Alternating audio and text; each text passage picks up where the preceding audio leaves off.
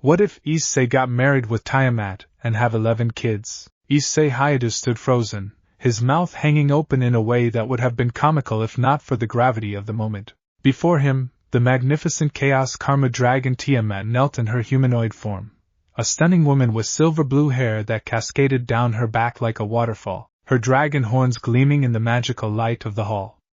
Her eyes, ancient and powerful yet filled with an emotion that seemed almost vulnerable, gazed up at him with unwavering intensity. Issei Hayadu, Red Dragon Emperor, wielder of the boosted gear, Tiamat's voice resonated through the hall, carrying the weight of ages yet trembling with something unmistakably tender. I, Tiamat, one of the 5 Dragon Kings, ask for your hand in marriage. The silence that followed was deafening. Rias Gremory's teacup slipped from her fingers, shattering on the marble floor.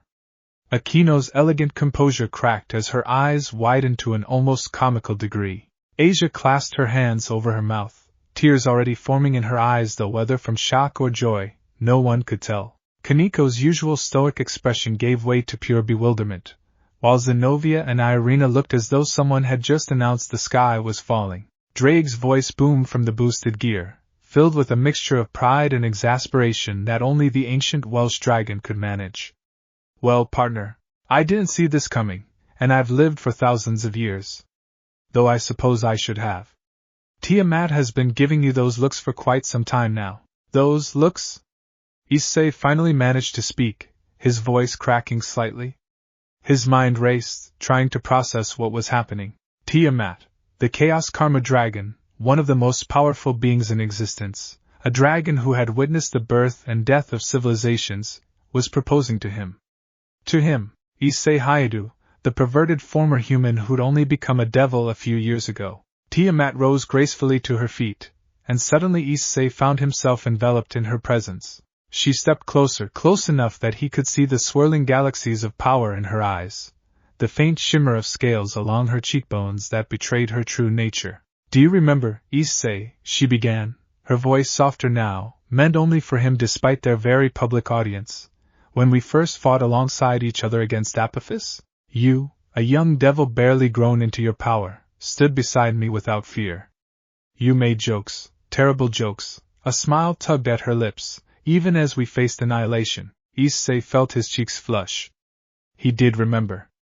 It had been during one of the many conflicts that seemed to plague his life since becoming a devil. The evil dragon Apophis had threatened to destroy the dimensional gap, and Issei had found himself fighting alongside beings he'd only heard about in legends. You asked me if dragons liked Italian food, Tiamat continued, and there was genuine warmth in her voice now. In the middle of a battle that could have ended everything, you asked if I wanted to get pizza after we won. I was nervous. Issei protested weakly. I always talk too much when I'm nervous. And we did win, and pizza sounded really good. And we did get pizza, Tiamat interrupted, her hand reaching out to gently touch his cheek. Do you remember what you said to me that day? Issei's mind fumbled through the memories. There had been so many battles, so many near-death experiences. But that day stood out because it was the first time he'd seen Tiamat truly smile, not the terrifying grin of a dragon in battle, but a genuine expression of joy. I said that you seemed lonely, Issei recalled slowly, the memory crystallizing. That someone as powerful as you must get lonely, because most people are too afraid to just talk to you like a person. A dragon's life is long, Issei. Longer than you can imagine. Tiamat's eyes seemed to shimmer, and Issei realized with shock that she was fighting back tears. I have lived for eons. I have seen empires rise and fall. I have witnessed the birth of stars and their eventual death. And in all that time, I have been alone. Respected, feared, even worshipped, but alone. She took both of his hands in hers, and Issei could feel the carefully controlled power thrumming through her. But then came you. A perverted, ridiculous, kind-hearted boy who looked at me and saw not the Chaos Karma Dragon, not a being to be feared or used, but someone who might enjoy pizza and conversation. You made me laugh, Issei. Do you have any idea how rare that is? How precious. She's got you there, partner, Drake chimed in, his tone surprisingly gentle. You do have a talent for befriending the unbefriendable. It's one of your most annoying and endearing qualities. That was 3 years ago, Tiamat continued. 3 years of watching you grow, not just in power, but in character. 3 years of stolen moments between battles, coffee in the human world, flying together through the dimensional gap, late-night conversations about everything and nothing. 3 years of falling in love with you, Issei Hayato. The last words hung in the air like a spell. Issei's heart hammered in his chest. Around them, he could hear gasps and murmurs from his peerage, from the assembled devils who had gathered for what was supposed to be a simple strategy meeting. But I'm just... Issei struggled to find words. I'm just me. I'm perverted and stupid and I mess things up all the time. You're Tiamat. You're one of the Dragon Kings. You could have anyone, anything. Why me? A sad smile crossed Tiamat's face. Because just you is everything I've been searching for across millennia. Your so-called perversion is honest desire. You hide nothing, pretend to be nothing you're not. Your stupidity is actually a refusal to overcomplicate things, to see the simple truths that ancient beings like me often miss. And yes, you mess things up, but you always try to fix them, always try to do better. She squeezed his hands tighter. You see me, Issei. Not the dragon, not the power, not the legend, but me, the being who gets excited about trying new foods, who enjoys terrible human television shows, who sometimes feels lost in a world that has moved on without her. You see me, and you don't look away. Issei felt something crack open in his chest, a wall he hadn't even known he'd built. He thought of all those moments Tiamat had mentioned. The coffee dates that weren't dates but felt like them. The flights through the dimensional gap where they talked about his dreams, her memories, the strange overlap of their vastly different lives. The way she'd started appearing more and more often, always with some excuse about checking on the Red Dragon Emperor's progress, but staying long past when such checks would require. How had he not seen it? Or had he seen it, and been too afraid to believe it? Issei swallowed hard. I'm scared. Tiamat's expression softened further. Of what, my dear Red Dragon? Of not being enough. Of waking up one day and you realizing you made a mistake. That I'm just not worth it. Issei, Rias's voice cut through the moment, and Issei turned to see his former master, no, his friend, step forward.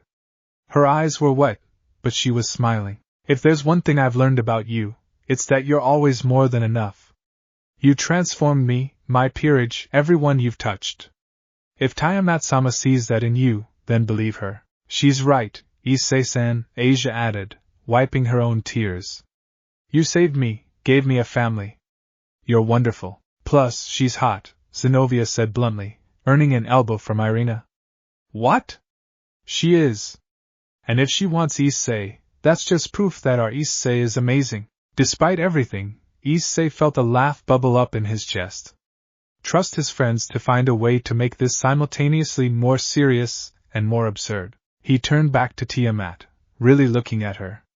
This magnificent being who could level cities with a thought, who had existed since before human civilization, was standing before him with her heart literally in her hands, waiting for his answer. And suddenly, Issei realized something. He'd fallen for her too. It hadn't been dramatic or sudden. It had been gradual, creeping up on him through shared smiles and conversations, through the way she listened to his ridiculous stories with genuine interest, through the warmth he felt every time she appeared. He'd been scared to acknowledge it, scared that it was impossible, that he was reaching too far. But here she was, reaching back. Tiamat, Issei said, and was surprised by how steady his voice sounded. I can't promise to be perfect. I'm going to mess up, probably a lot. I'm going to say stupid things and get into trouble and... I know, Tiamat interrupted, and she was smiling now, really smiling. I'm counting on it. Life with you will never be boring, and I'm probably going to embarrass you in front of other dragons with my lack of dragon etiquette or whatever. I'll teach you. We have time, and my perversion isn't going away. I mean, I'll be respectful and loyal, but I'm still going to be me. I wouldn't want you any other way. Tiamat's smile turned slightly mischievous. Besides, I've had millennia to perfect certain skills. I assure you, I can keep up with whatever your imagination conjures. Issei's face turned bright red, and somewhere behind him, he heard Akino's delighted laugh and Kaniko's disgusted gross. Oh, this is going to be entertaining, Drake rumbled with amusement. Well, partner? Are you going to keep a Dragon King waiting?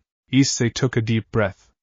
Then, in a move that surprised everyone including himself, he dropped to one knee, still holding Tiamat's hands. Then, Tiamat, Chaos Karma Dragon, one of the 5 Dragon Kings, the being who has somehow decided that I'm worth loving, will you let me spend the rest of my life trying to make you as happy as you make me? Tiamat's eyes widened, and then she laughed, a sound like wind chimes and thunder, beautiful and powerful all at once.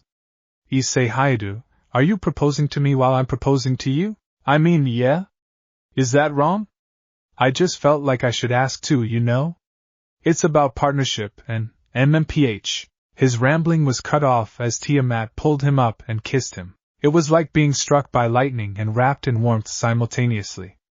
Issei felt power surge through him, not threatening, but welcoming, as if Tiamat's very essence was reaching out to his. He felt Drake's presence stir with approval, felt the boosted gear pulse with energy, and beneath all the power, beneath the magnitude of what was happening, he felt something beautifully, perfectly simple, love. When they finally broke apart, the hall erupted in chaos.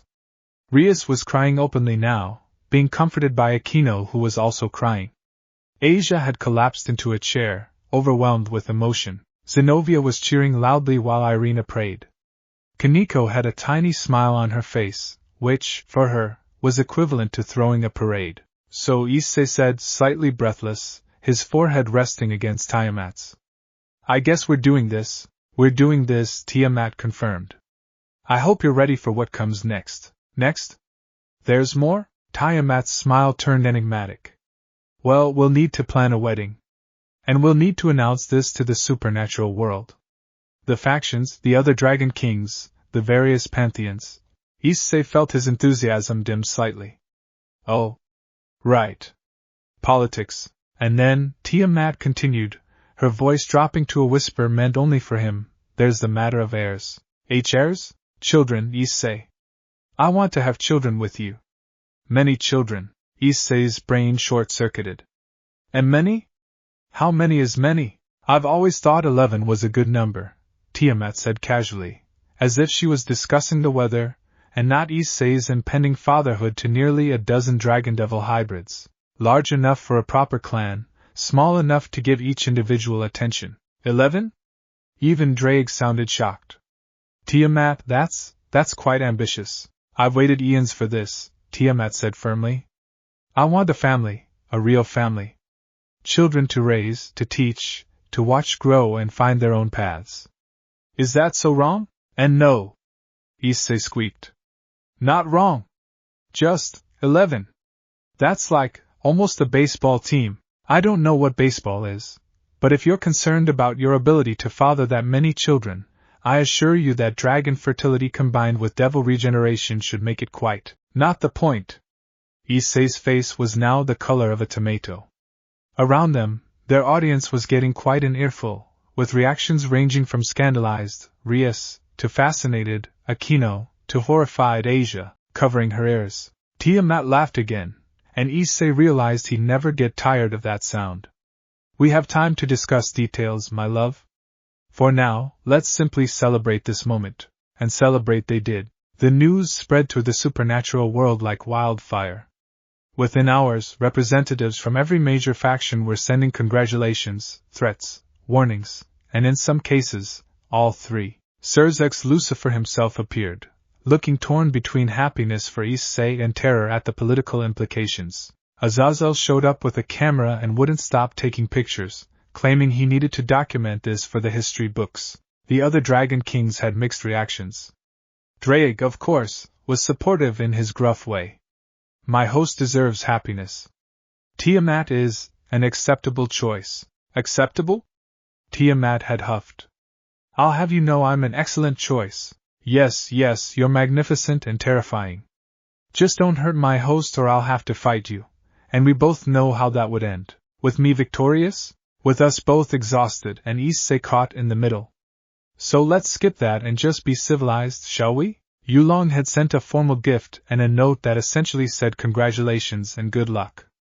Midgard Sormer had sent nothing, which was typical. Vritra, still sealed but aware, had sent his consciousness's equivalent of a congratulatory slap on the back that left Issei dizzy for an hour. As the chaos swirled around them, Issei found a quiet moment with Tiamat on the balcony overlooking the Gremry Gardens. The underworld's artificial moon hung overhead, casting silver light across her features. "Are you having second thoughts?" Tiamat asked softly. "No," Issei said, and meant it. "Are you?" "Never." She leaned against him, and Issei marveled at how someone so powerful could feel so comfortable beside him. "Though I should warn you, dragon pregnancies are intense." "How intense?" "Well, the energy fluctuations alone could level a small city if not properly controlled. And my mood swings will likely be legendary." "And the cravings?" She shuddered. "I've heard stories from other dragon females. Apparently I might develop a taste for very specific things, and you'll need to acquire them regardless of difficulty. So what you're saying is, our future is going to be chaotic?" "Catastrophically so," Issei grinned. "Good. I never liked boring anyway." They stood in comfortable silence for a moment before Tiamat spoke again. "You know, there's a tradition among ancient dragons. When we choose a mate, we're choosing for eternity. Dragons don't divorce, don't separate.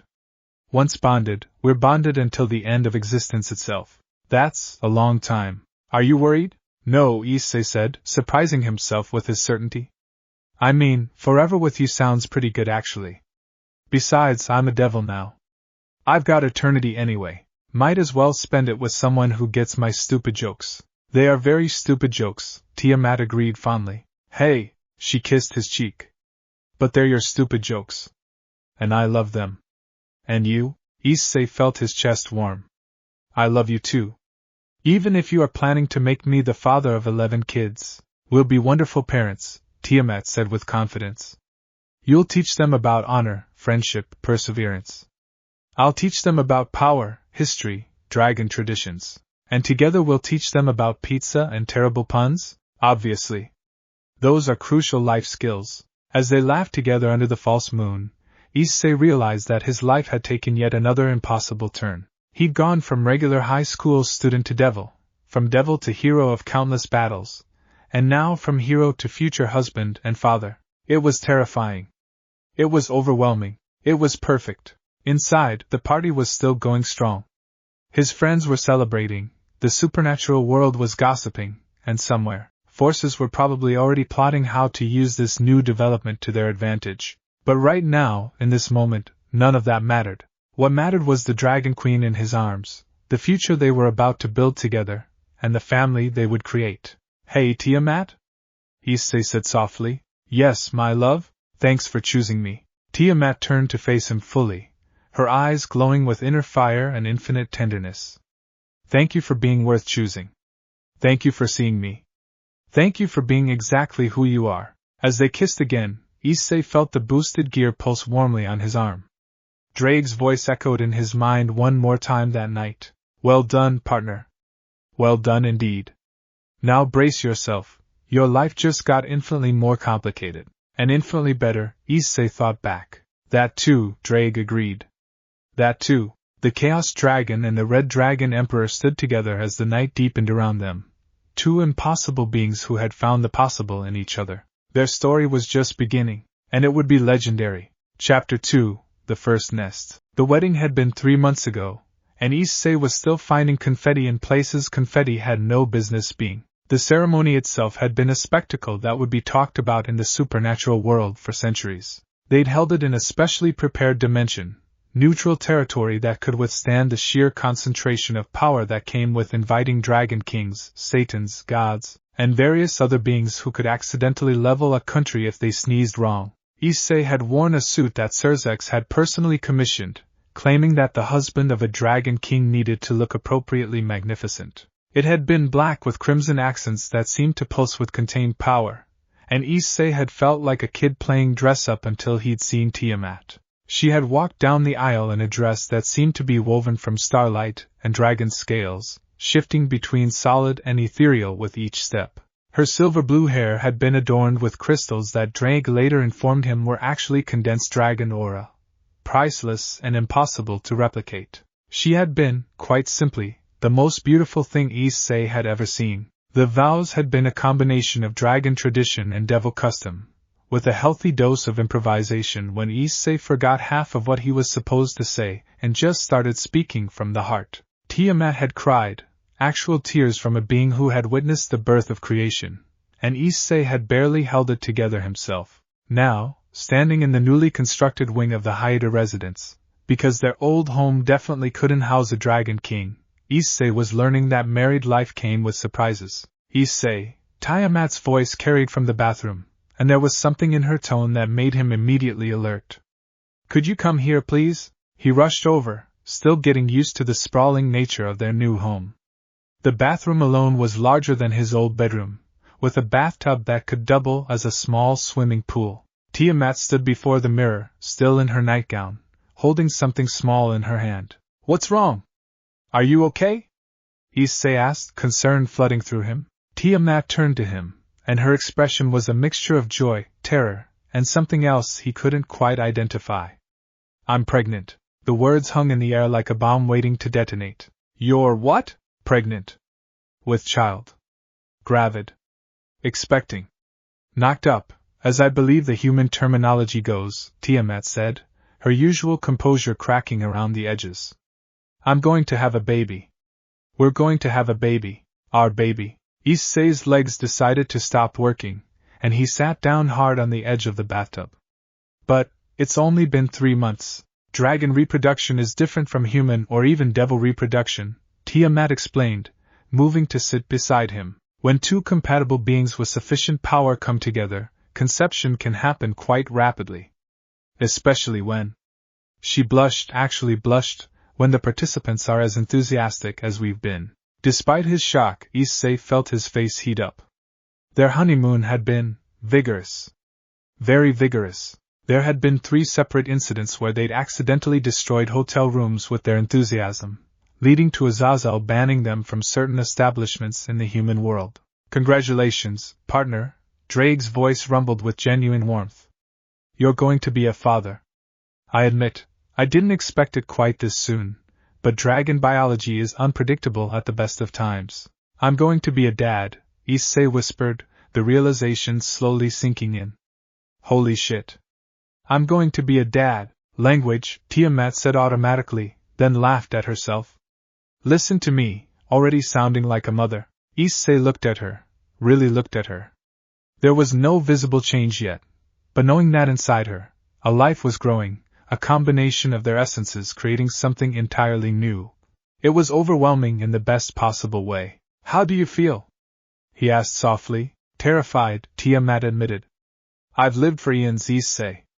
I've faced gods in combat, survived the end of ages, witnessed the birth and death of worlds.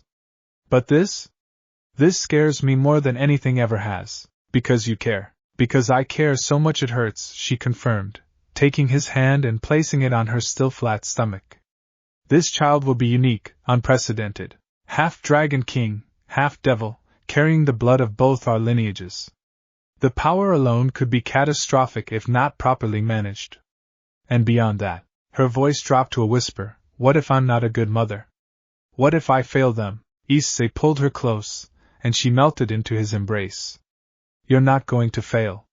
We're not going to fail. Yeah, we're probably going to mess up sometimes. Okay, a lot of times, but we'll figure it out together. That's what parents do, right? I suppose, Tiamat said against his chest. Though I should warn you, dragon pregnancies are not like human ones. How so? For starters, it only lasts about 5 months instead of 9. Oh, that's not so bad. And the mother's power fluctuates wildly, sometimes manifesting in destructive ways. I might accidentally level buildings. Or set things on fire. Or open portals to random dimensions. And the cravings are legendary. I've heard stories of pregnant dragons demanding specific foods from across dimensions, or suddenly developing the need to hoard particular items. What kind of items? It varies. One of my cousins spent her entire pregnancy collecting shiny rocks. Another demanded fresh flowers from every realm. A third became obsessed with human technology and filled her cave with toasters. Toasters? 3,000 toasters. She said she liked the sound they made. Issei blinked. Okay, So our next few months are going to be interesting. That's one word for it, Tiamat said dryly. Then her expression softened. But I meant what I said on our wedding day. I want this. I want our family. I want to experience this with you. 11 kids though, Issei said. That's still the plan? Eventually. Let's see how we handle the first one before we commit to the full baseball team. It's a football team.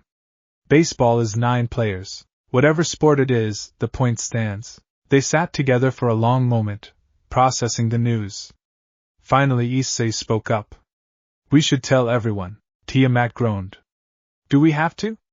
Can't we just hide it until the child is born? Pretty sure that's not going to work. Besides, Asia will be so excited she might explode from joy. Fair point. Very well. Let's gather the peerage. 2 hours later, the living room of the Hayato residence was packed.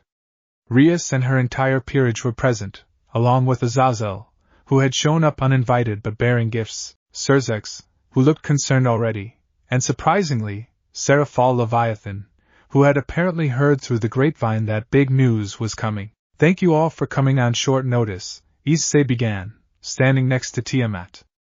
His wife looked composed now, her momentary vulnerability replaced by her usual regal bearing. We have an announcement to make. You're not dying, are you? Zenobia asked bluntly.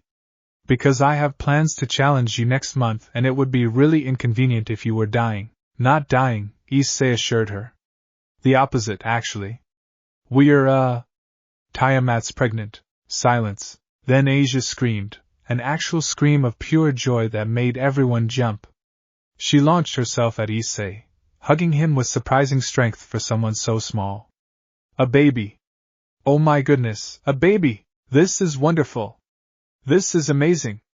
This is a political nightmare, Serzex finished, though he was smiling. Congratulations to both of you.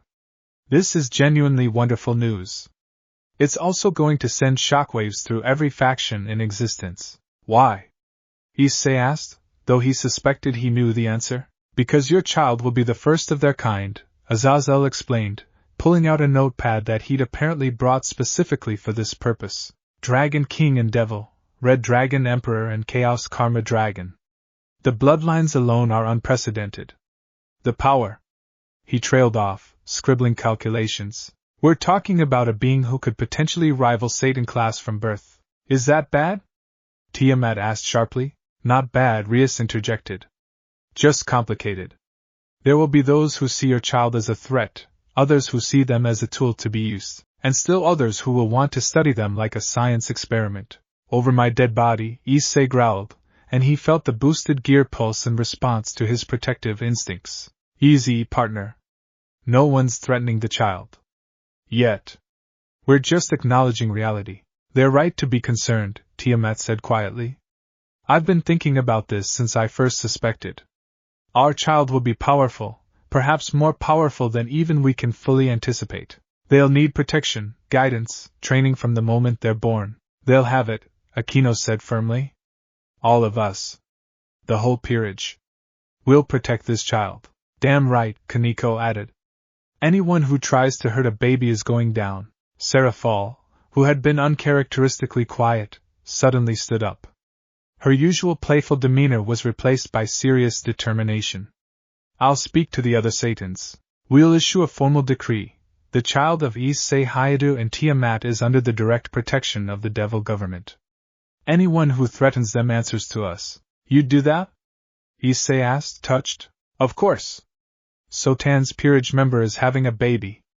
This is a big deal. Seraphal's serious expression cracked into her usual smile. Plus, I call dibs on being the fun auntie who spoils them rotten. Absolutely not, Rias said immediately. I'm the fun aunt. You can be the responsible aunt. But I don't want to be the responsible aunt. As the two Satans began bickering, Azazel moved closer to Issei and Tiamat. His expression was serious. Jokes aside, they're both right. This child will need protection. I can arrange for some of the Grigori's best wards to be placed around your home. Serzex can do the same from the devil's side. Between us, we can create a sanctuary. Thank you, Tiamat said sincerely. I know we're asking a lot. You're not asking anything, Serzex interrupted. Your family. All of you. And family protects family? Issei felt a lump in his throat. When he'd first become a devil, he never imagined he'd find himself here, married to a dragon king, expecting a child, surrounded by people who genuinely cared about him and his growing family. So Irina spoke up, her tone gentle. Have you thought about names yet? Issei and Tiamat exchanged glances. Not yet, Tiamat admitted. We only confirmed the pregnancy this morning. Well, you have time, Asia said, still beaming. Oh, this is so exciting. Can I help prepare the nursery? Please?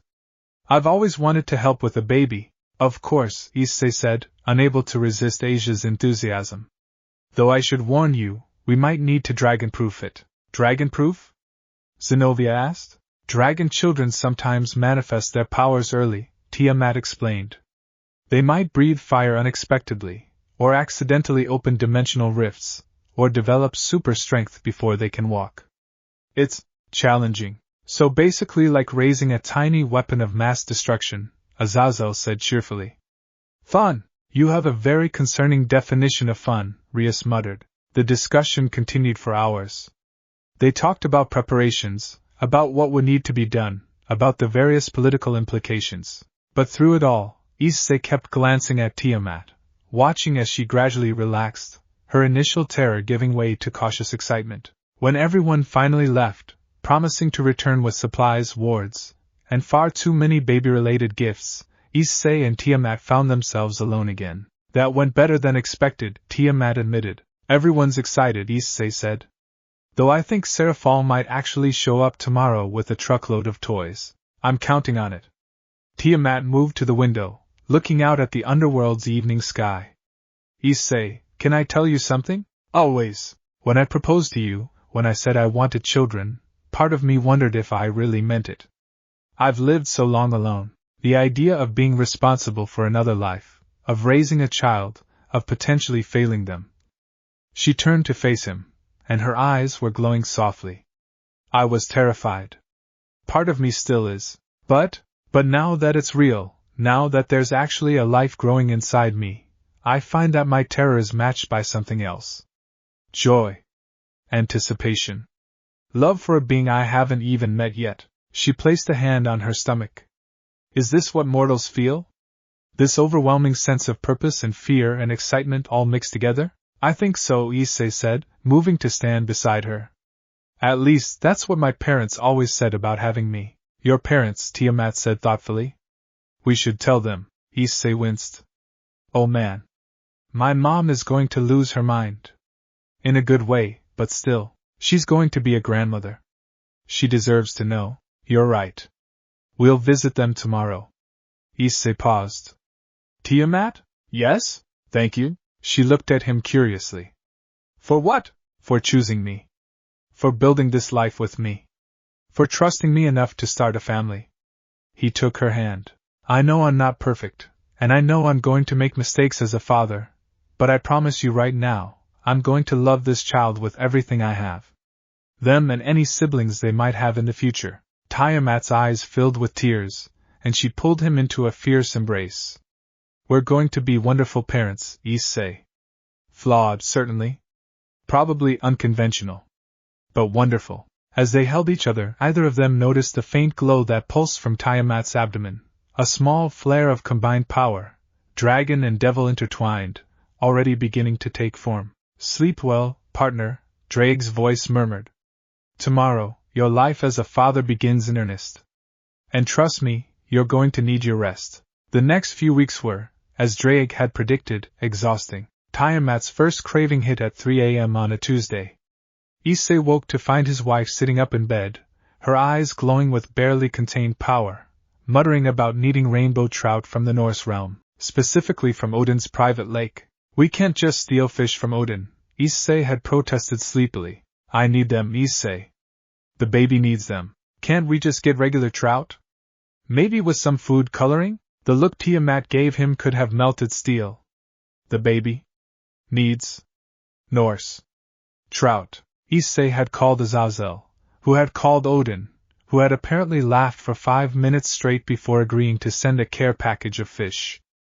Tell Tiamat congratulations, the Allfather had said, and tell her she's getting off easy. When Frigg was pregnant with Baldur, she made me fetch moon rocks. Actual rocks from the moon. The cravings only got weirder from there. Tiamat developed an obsession with human ice cream, but only specific flavors at specific times. She wanted strawberry at dawn, chocolate at noon, and mint chip at midnight. She also started hoarding blankets, dozens of them, piling them in the corner of their bedroom until it looked like a fabric mountain. Nesting instinct, Drake explained. Dragons build nests for their eggs. Even though she's not laying an egg, this is a live birth situation. Her instincts are still driving her to create a safe, comfortable space. So what do? Get more blankets. And maybe some pillows. Actually, just accept that your bedroom is now a dragon's nest and adapt accordingly. The power fluctuations were more concerning.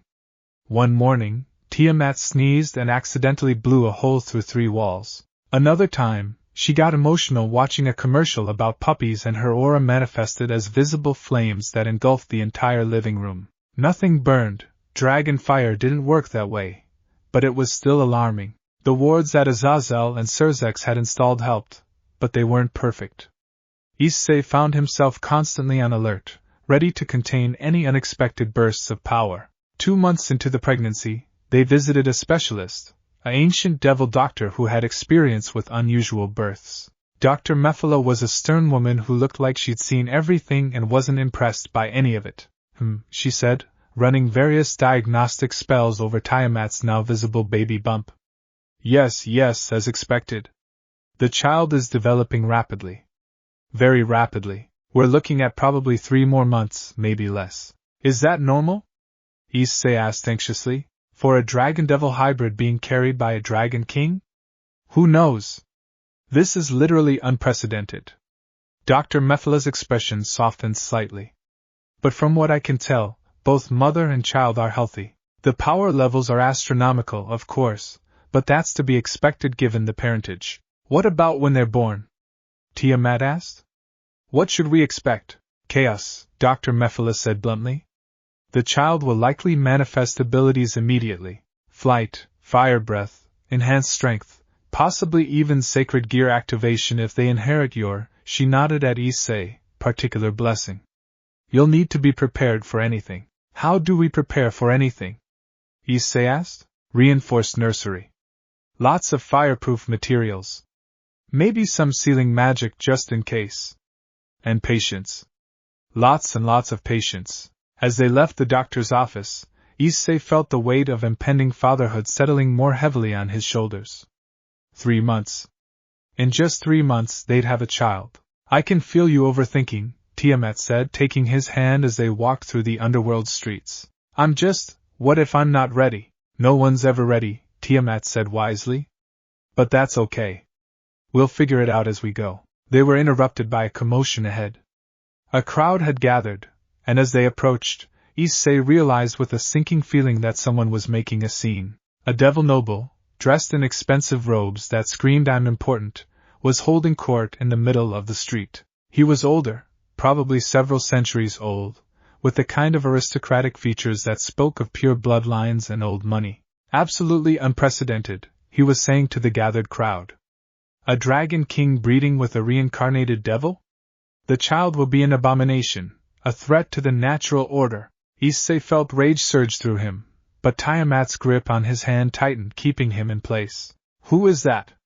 She asked quietly. Lord Valerian, a nearby devil whispered. He's part of the old Satan faction's remnants. Thinks pure-blood devils are superior to everyone else. The child must not be allowed to exist. Valerian continued, his voice rising. We should demand that. He never got to finish. Tiamat released Issei's hand and walked forward, and with each step, her power grew. The air shimmered around her, reality itself seeming to bend in response to her will. By the time she stood before Valerian, she was glowing with barely restrained fury. You, she said quietly, and her voice carried to every person in the crowd, are entitled to your opinion. However, if you continue to discuss my unborn child as a threat or suggest they should not exist, I will demonstrate why I am called the Chaos Karma Dragon. Valerian, to his credit or stupidity, didn't back down. You can't threaten me. I have rights as a noble. You have the right to walk away with your life, Tiamat interrupted. Which is more than you'll have if you continue this conversation. The temperature around them dropped as ice began forming on the ground. No, not ice. Crystallized dragon aura, sharp enough to cut through steel. The crowd backed away nervously. The devil government recognizes the child's legitimacy, a new voice announced. Surzex materialized from a magic circle, his expression pleasant but his eyes hard. As such, any threats against the child or its parents will be treated as treason against the devil government itself. But, are you arguing with me, Lord Valerian? Surzex asked, his smile never wavering. Because I assure you, that would be unwise. Valerian looked between Surzex, Tiamat, and the gathering crowd. Finally, his bravado crumbled, and he bowed stiffly. Of course not, Lucifer-sama. My apologies if I overstepped. See that it doesn't happen again. Surzex watched as Valerian hurried away, then turned to Issei and Tiamat. I apologize. There will always be those who resist change. He's not the only one thinking it though, is he? Issei asked quietly. No, Surzex admitted. But he is among the minority. Most of the supernatural world is fascinated by your child, not threatened.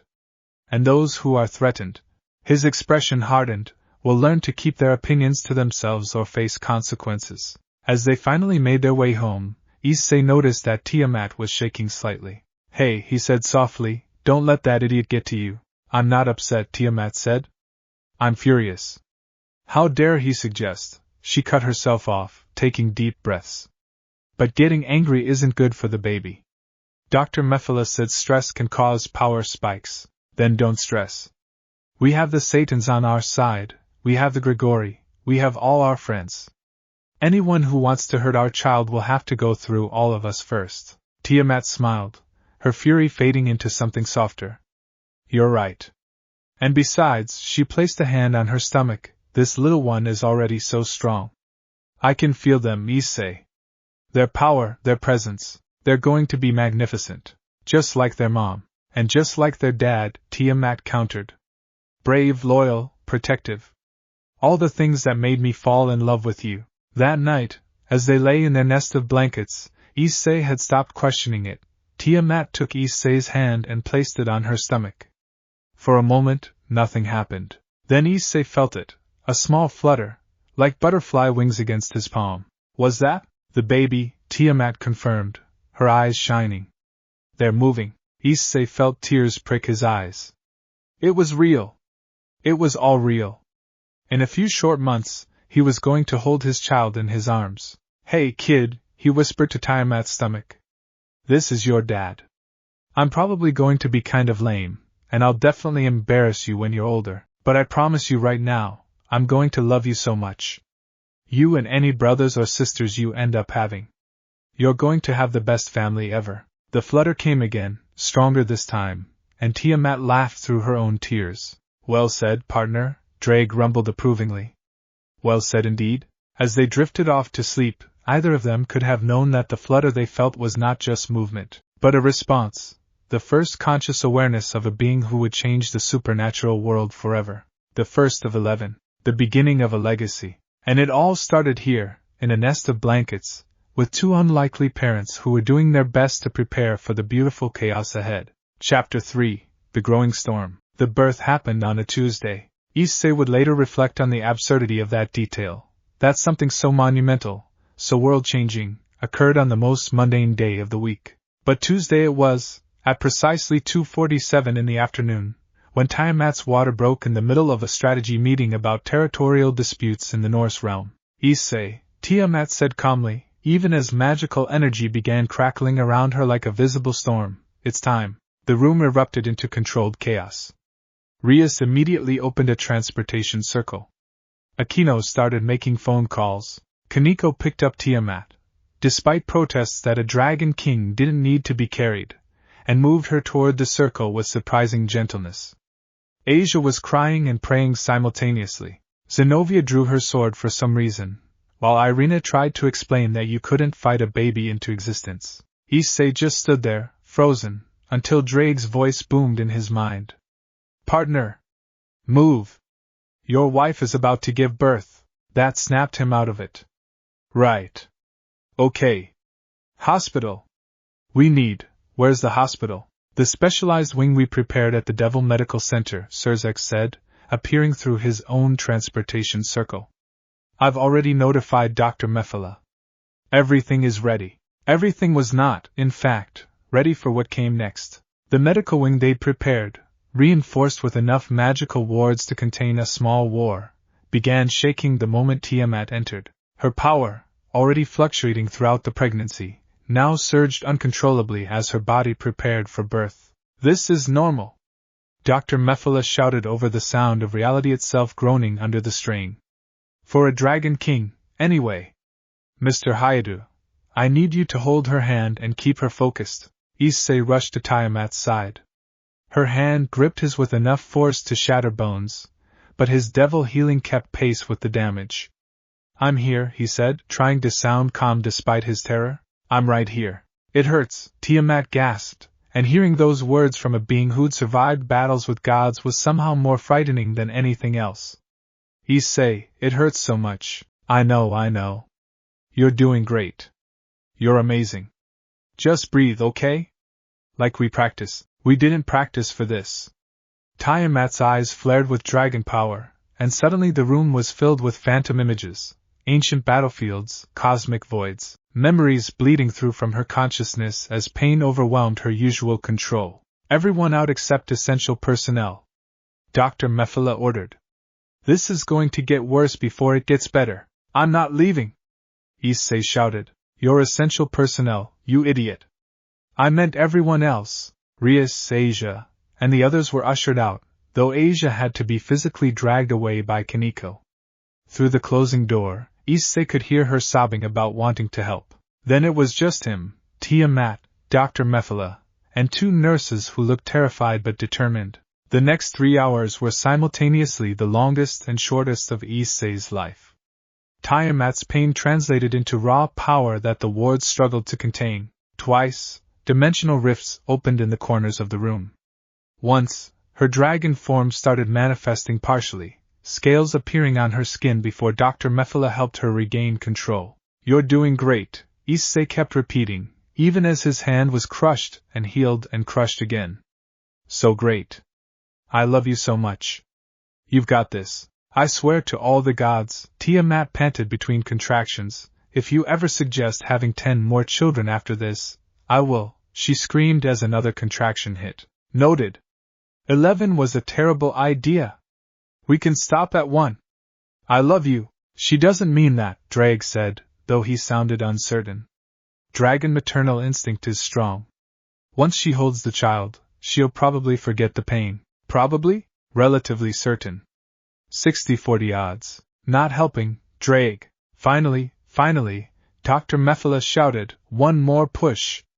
I can see the head, Tiamat screamed, a sound that combined human agony with draconic fury, and pushed. The wards around the room shattered like glass. Power exploded outward, and Issei felt reality itself flex and bend. And then, cutting through all of that, through the chaos and power and fear, a baby's cry. It's a boy, Dr. Mefala announced, and there was genuine awe in her voice. A healthy baby boy. Issei watched, tears streaming down his face, as the doctor quickly cleaned and swaddled the infant. The baby was still crying, a surprisingly normal sound given everything else about this situation. Let me see him, Tiamat gasped, and the exhaustion in her voice was profound. Please, let me see my son. Dr. Mefala placed the bundle in Tiamat's arms, and the effect was immediate. The baby stopped crying, his eyes, already aware, already too intelligent for a newborn, focused on his mother's face. Tiamat stared down at him, and Issei watched as the most powerful being he knew completely melted. Hello, she whispered. Hello, little one. I'm your mother. And that, she nodded toward Issei without taking her eyes off the baby, is your father. Issei moved closer, looking down at his son for the first time. The baby had Tiamat's silver blue hair, already a small tuft of it, and what looked like Issei's facial structure. His eyes were a striking combination of both parents, shifting between crimson and azure. And there, on his tiny forehead, was a small marking that looked almost like a scale pattern. He's perfect, Issei breathed. He's absolutely perfect. Would you like to hold him?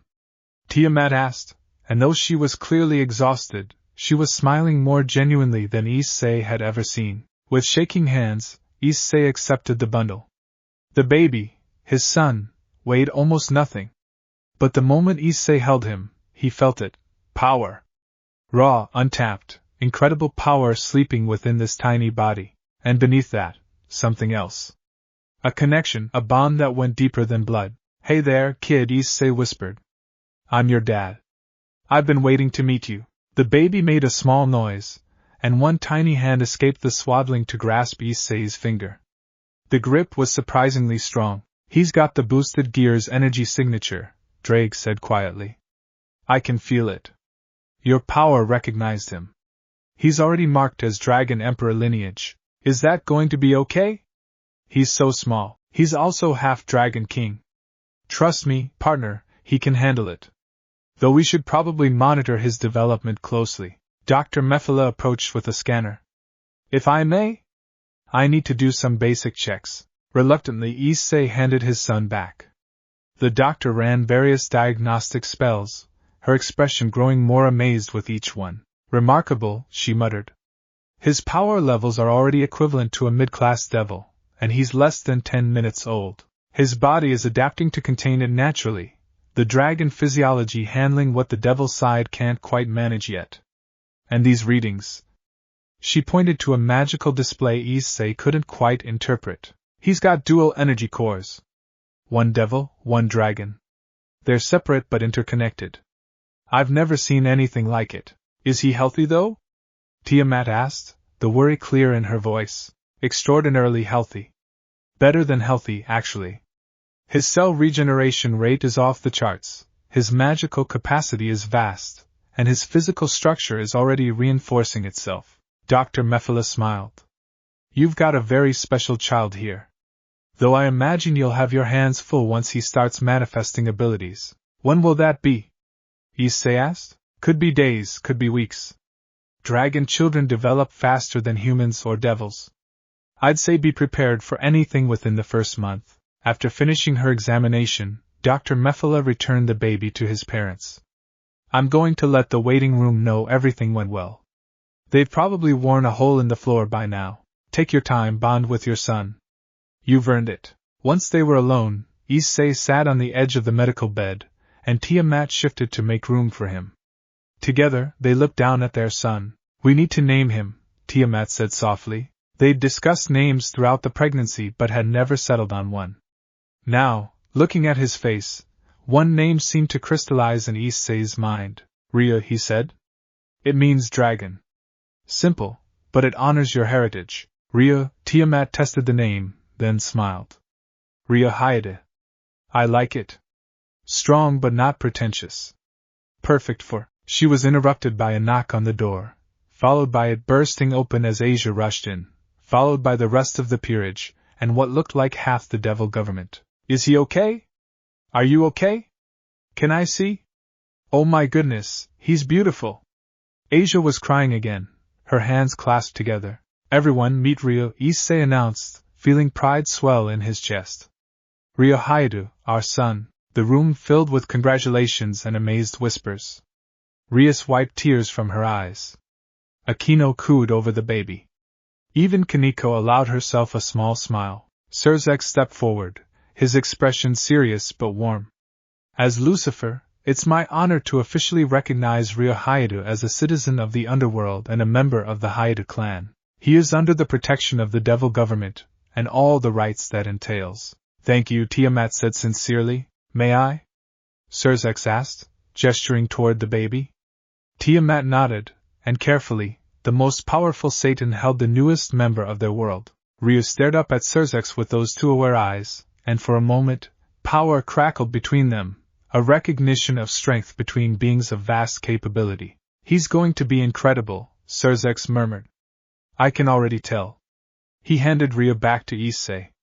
And you're going to have your hands full. Over the next hour, everyone took turns meeting Rhea. Asia held him and immediately started crying again. Aquino made plans to spoil him rotten. Zenobia awkwardly patted his head and declared he would make a fine warrior. Kaneko simply watched with a protective gleam in her eye that promised trouble for anyone who threatened him. Azazel showed up with a camera and took approximately 1,000 photos. For the historical record, he claimed. This is the birth of a new era. Plus, Issei, you're going to want these for blackmail when he's a teenager. Finally, as evening fell and the visitors began to disperse, Issei and Tiamat were left alone with Ryo once more. The baby had fallen asleep, his tiny chest rising and falling with perfect rhythm. We did it, Issei whispered. We made a person. We made our son, Tiamat corrected, her hand stroking Ryo's soft hair. The first of our family. You still want 10 more?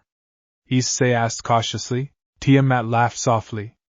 Ask me again when I can walk without wincing. But... She looked at Ryo, and her expression was pure love. Yes.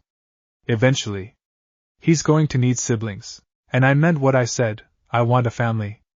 A real, large, chaotic family? You're insane. You married me. Best decision I ever made. They sat in comfortable silence for a while, watching their son sleep. Then Ryo's eyes opened, those strange, beautiful eyes that held both his parents' legacies, and he made a small cooing sound, and then, impossibly, a small puff of flame emerged from his mouth. Oh shit, Issei said. Language, Tiamat replied automatically, but she was staring at Ryo with wide eyes. Did he just? Another puff of flame, slightly larger this time. Ryo seemed delighted by it, making happy baby noises. Well, Drake said, sounding amused. Dr. Mephala said it could be days or weeks before he manifested abilities. Apparently, your son is an overachiever. He's less than 6 hours old. Issei protested. Dragon King bloodline, Tiamat said, though she looked both proud and alarmed. We're going to need to fireproof everything. As if to emphasize the point, Ryo sneezed, and the small flame that emerged singed the edge of his blanket. I'll call Dr. Mephala, Issei sighed, even as he couldn't help but smile. Welcome to parenthood, I guess. Welcome indeed, Tiamat agreed, carefully extinguishing the smoldering blanket with a wave of her hand. Though something tells me this is only the beginning of the chaos. She had no idea how right she was. 1 year later, Ryo Hayato's first birthday party was, by all accounts, a disaster. Not because of poor planning. Rias and Asia had organized everything meticulously. Not because of lack of attendance. It seemed like half the supernatural world had shown up with gifts. But because Ryo, at exactly 1 year old, had developed abilities that would make a Satan nervous. Up. Up. Ryo demanded, and despite Issei holding him, the boy began floating anyway, dragon wings, actual, functional dragon wings, sprouting from his back. Ryo, no flying in the house, Issei said automatically, though he'd said it so many times in the past year that it had lost all effectiveness. Fly. Ryo declared happily, and zoomed across the room at a speed that should have been impossible for a 1-year-old. He crashed into Kaneko, who caught him reflexively. Oof. He's getting heavier, Kaneko observed. And stronger. He's growing fast, Tiamat said, looking both proud and concerned. Faster than we anticipated. Dr. Mephala thinks he's developing at roughly 3 times normal speed. Meaning? Rias asked. Meaning by age 5, he might be physically and mentally equivalent to a 15-year-old. We're going to have to adjust our parenting accordingly. That's complicated, Aquino observed. That's an understatement, Issei muttered, watching as Ryo discovered the birthday cake and immediately tried to eat it with his hands. Ryo, no! We haven't sung yet. Too late. Ryo had already grabbed a fistful of frosting. When Issei tried to stop him, the boy's eyes flashed, and suddenly Issei found himself boosted, his own sacred gear activating in response to Ryo's unconscious command. Your son just activated the boosted gear remotely, Drake said, sounding somewhere between impressed and concerned. That should not be possible. Add it to the list of things he shouldn't be able to do but can anyway, Issei sighed. The list had grown substantially over the year. At 3 months, Ryo had spoken his first word, Dada, which would have been adorable if he hadn't followed it up with a complete sentence in perfect dragon language. At 6 months, he'd accidentally opened a portal to the dimensional gap during a tantrum. At 9 months, He'd somehow boost his own physical abilities, giving himself temporary super strength that he'd use to accidentally break a load-bearing wall. He's going to be powerful, Serzex had said after that incident, helping repair the damage. Possibly the most powerful being of his generation. Now, watching Rhea zoom around the room on dragon wings, leaving trails of harmless fire in his wake, Issei believed it. Present time, Sarah Fall announced, and Rhea immediately abandoned the cake to investigate the mountain of gifts. The first gift was from Rias, a set of age-appropriate books about Devil's Society. Rhea flipped through one, read an entire page in 3 seconds, and nodded approvingly before moving to the next gift.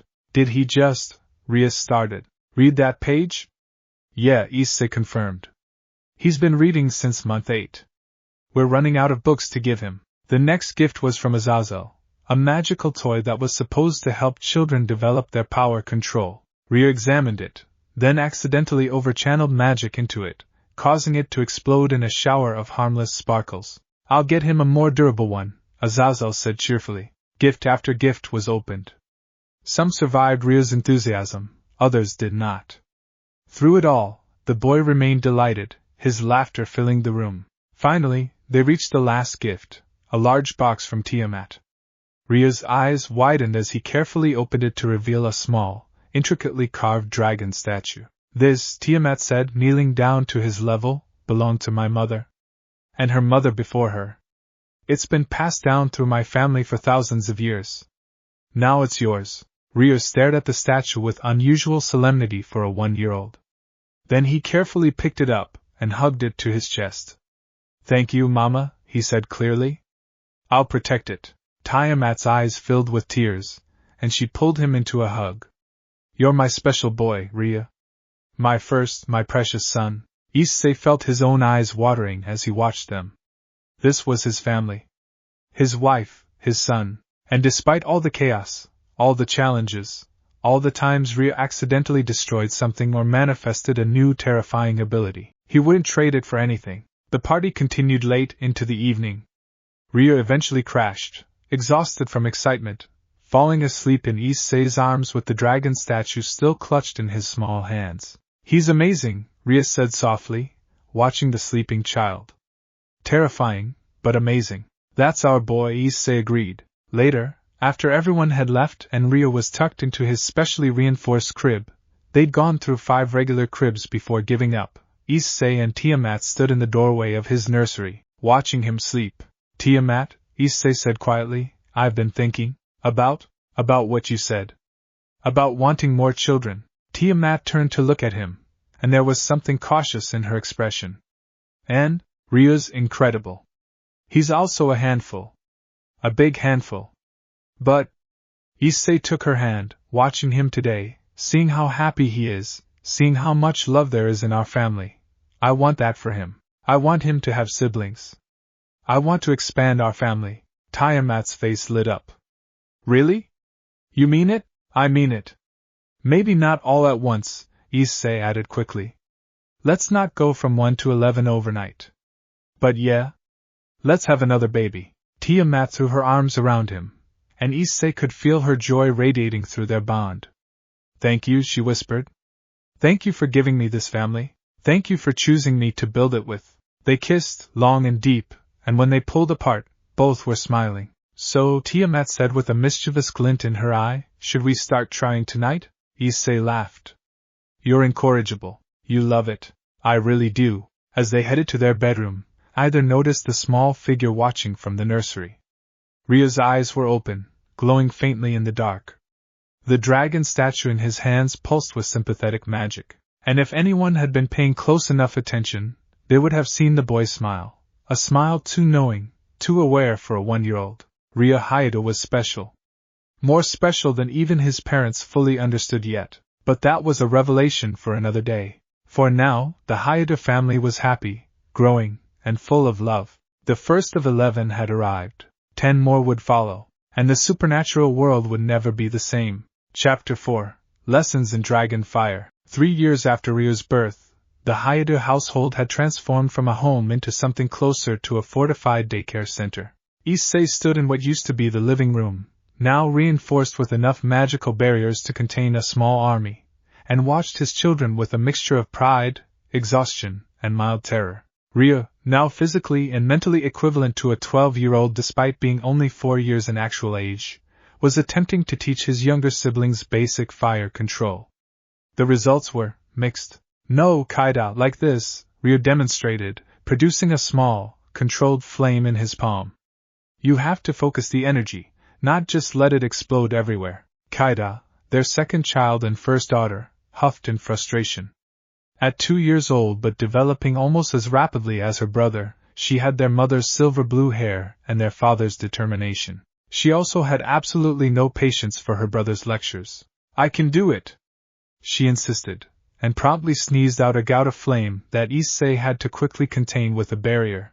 "Okay, break time," Issei announced. "Everyone take 5 before someone sets the curtains on fire again." "That was 1 time," Kaida protested. "It was 3 times. This week." In the corner, their third child, Akira, a quiet boy with dark red hair and heterochromatic eyes, one crimson, one azure, was contentedly building a tower of blocks. He was only 18 months old but already showing signs of inheriting his father's sacred gear affinity.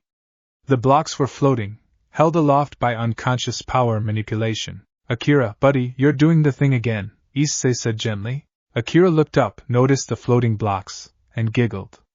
The blocks promptly fell, and he immediately began stacking them again, this time without magic. The sound of crying drew Issei's attention to the playpen where twins Haruka and Yuki were having a disagreement. The twin girls, barely a year old, had somehow managed to switch locations within their playpen using what looked like short-range teleportation. They were now crying because they'd swapped places but couldn't figure out how to swap back. "How?" Issei muttered, picking them up to comfort them. "Did you two learn teleportation before learning to walk properly?" "Dragon King bloodline," Drake said, as if that explained everything. "Which, unfortunately, it kind of did. Combined with your sacred gear genetics creating unusual magical manifestations. Your children are essentially breaking new ground in supernatural development." "That's a fancy way of saying they're impossible to predict." "Essentially, yes." The front door opened, and Tiamat entered, looking tired but radiant. She was 6 months pregnant with their 6th child, her baby bump visible beneath her elegant dress. Despite carrying her 5th pregnancy in 6 years, she moved with the same grace she always had. "How was the meeting with the Dragon Council?" Issei asked, carefully holding both crying twins. "Tedious. They're still debating whether our children constitute a new species classification." Tiamat kicked off her shoes and immediately went to check on each child. "How were they today?" Kaida set something on fire, Akira discovered telekinesis, and the twins learned teleportation. "So, normal Tuesday." Tiamat laughed, though there was exhaustion behind it. "Where's Ryu?" "Here, mother," Ryu said, appearing in the doorway with an armful of books. At 4 years old but with the mind of a teenager, he'd become somewhat of an assistant parent, helping manage his younger siblings when he wasn't buried in advanced magical theory texts. "I was in the library researching dragon growth patterns. Did you know that traditional dragon children don't manifest flight until age 50? We're developing at an unprecedented rate." "I'm aware, sweetie," Tiamat said, ruffling his hair affectionately. "How are your siblings doing with their training?" "Kaida's fire control is improving, but she's impatient. Akira's showing strong potential for enhancement magic. He boosted his own strength by accident this morning and threw his toy across the room." "The twins?" Ryu paused, frowning. "The twins are concerning me." "Concerning you how?" Issei asked, finally getting the girls calmed down enough to stop crying. "Their magical signatures are interlinked. Not just similar, actually connected. When one uses power, the other resonates with it. I've been reading about twin bonds, but this is beyond anything documented. We should have Dr. Mephala examine them," Tiamat decided. "But not today. Today, we're going to have a family training session." "Really?" Kaida perked up immediately. "Can I show you my new technique?" "After dinner," Tiamat said firmly. "And only if you promise not to burn down the training room like last time." "That wasn't my fault." Ryu dared me. "Did not." "Did too," Issei sighed.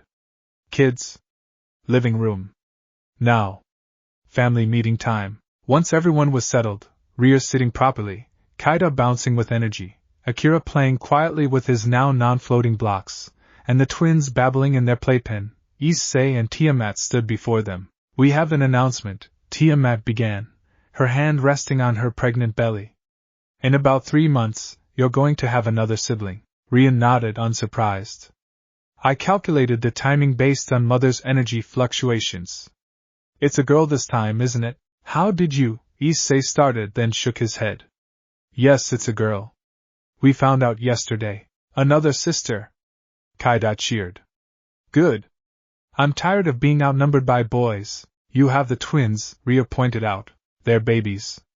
"They don't count yet, Kaida," Tiamat said warningly. "We love all our siblings equally." I know. I'm just excited." Kaida paused. "What are we naming her?" "We're thinking Sakura," Issei said. "It means cherry blossom. Delicate but strong." "I like it," Ria approved. "Though we should start thinking about space allocation. 6 children in one house, even a large one, is approaching maximum capacity." Issei and Tiamat exchanged glances. They'd been discussing this exact issue.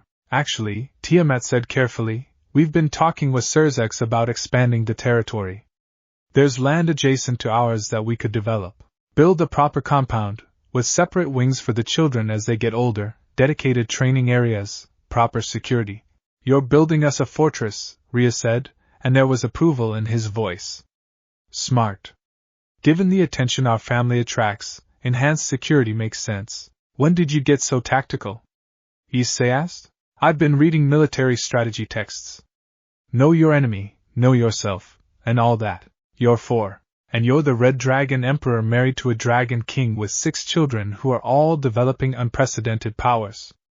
Our family is a strategic asset and a potential target." "I'm just being practical." Issei looked at Tiamat helplessly. She shrugged. "He's not wrong. This is my life now," Issei muttered. "Being out-strategized by a 4-year-old. "Welcome to fatherhood, partner," Drake said with amusement. "Though you should probably listen to him. The boy has a point." The next morning, Issei decided it was time to start formal training with the kids.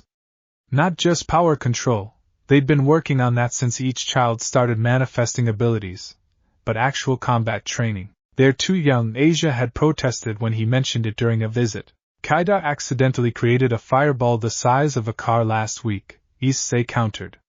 "They need to learn control, and they need to learn defense.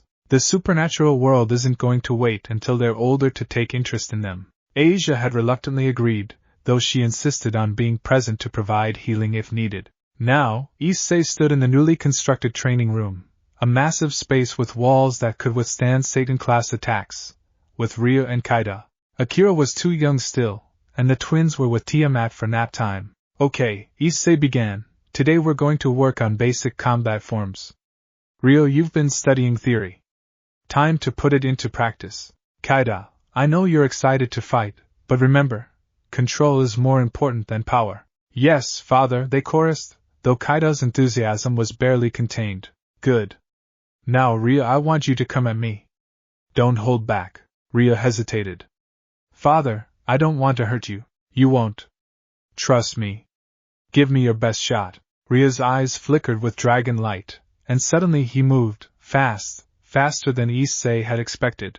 The boy had clearly been training in secret, because his form was nearly perfect as he launched a combination of strikes that Issei had to actually block. "Good," Issei praised, deflecting the attacks. "Your form is excellent. But you're telegraphing your moves.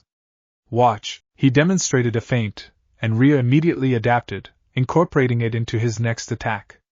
The boy was a frighteningly fast learner. "My turn," Kaida called out, and before Issei could prepare, she launched herself at him with a flying kick wreathed in flames. Issei barely dodged. "Kaida!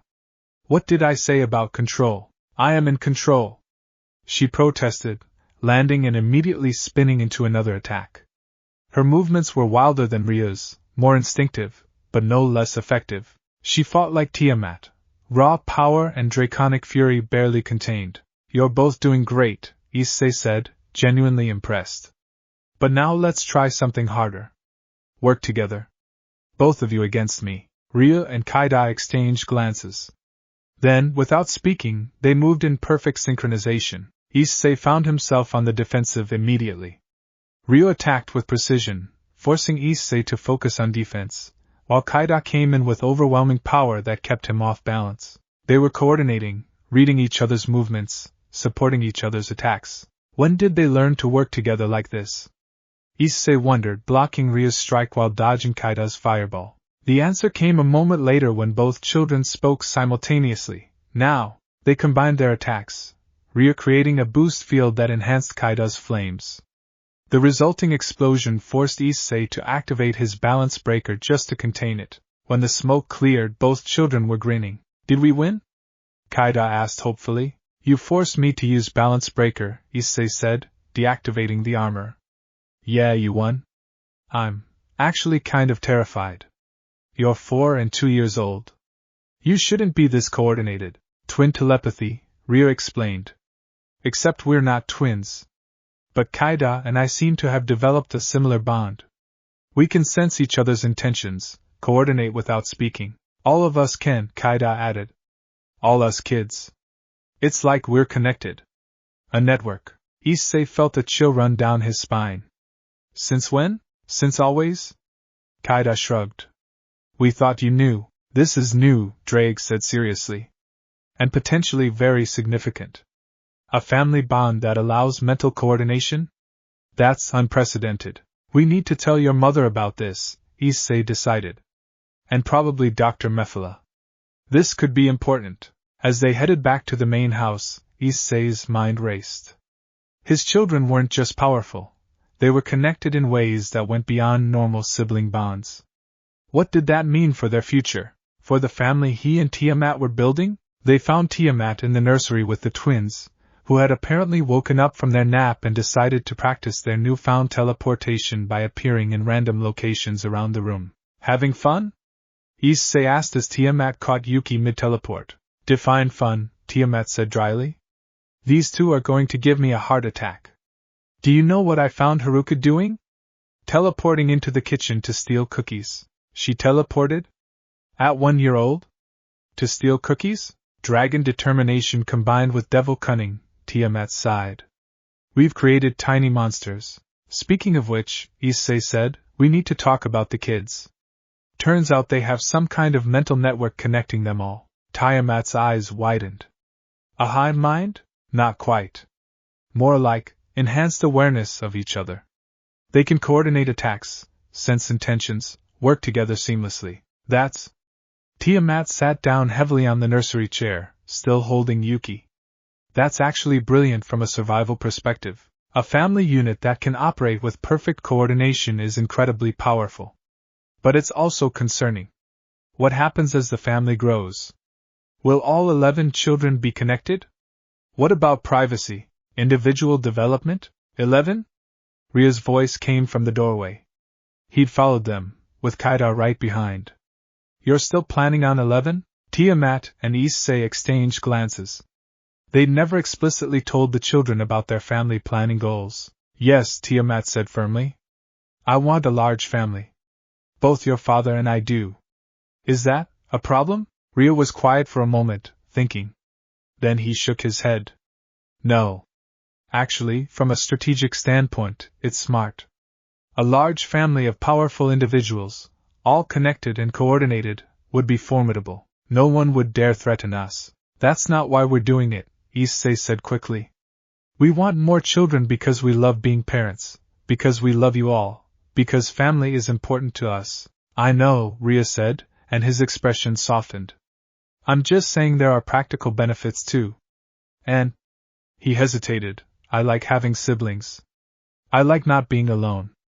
More siblings means more family. That's good. Kaida nodded enthusiastically. Yeah.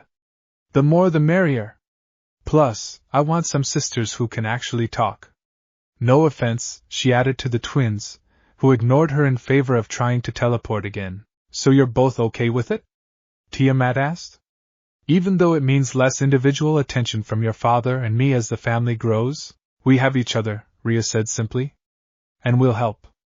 I can assist with training, Kaida can help with the younger ones, and as we all grow older, we'll build a support system. That's what family does, right?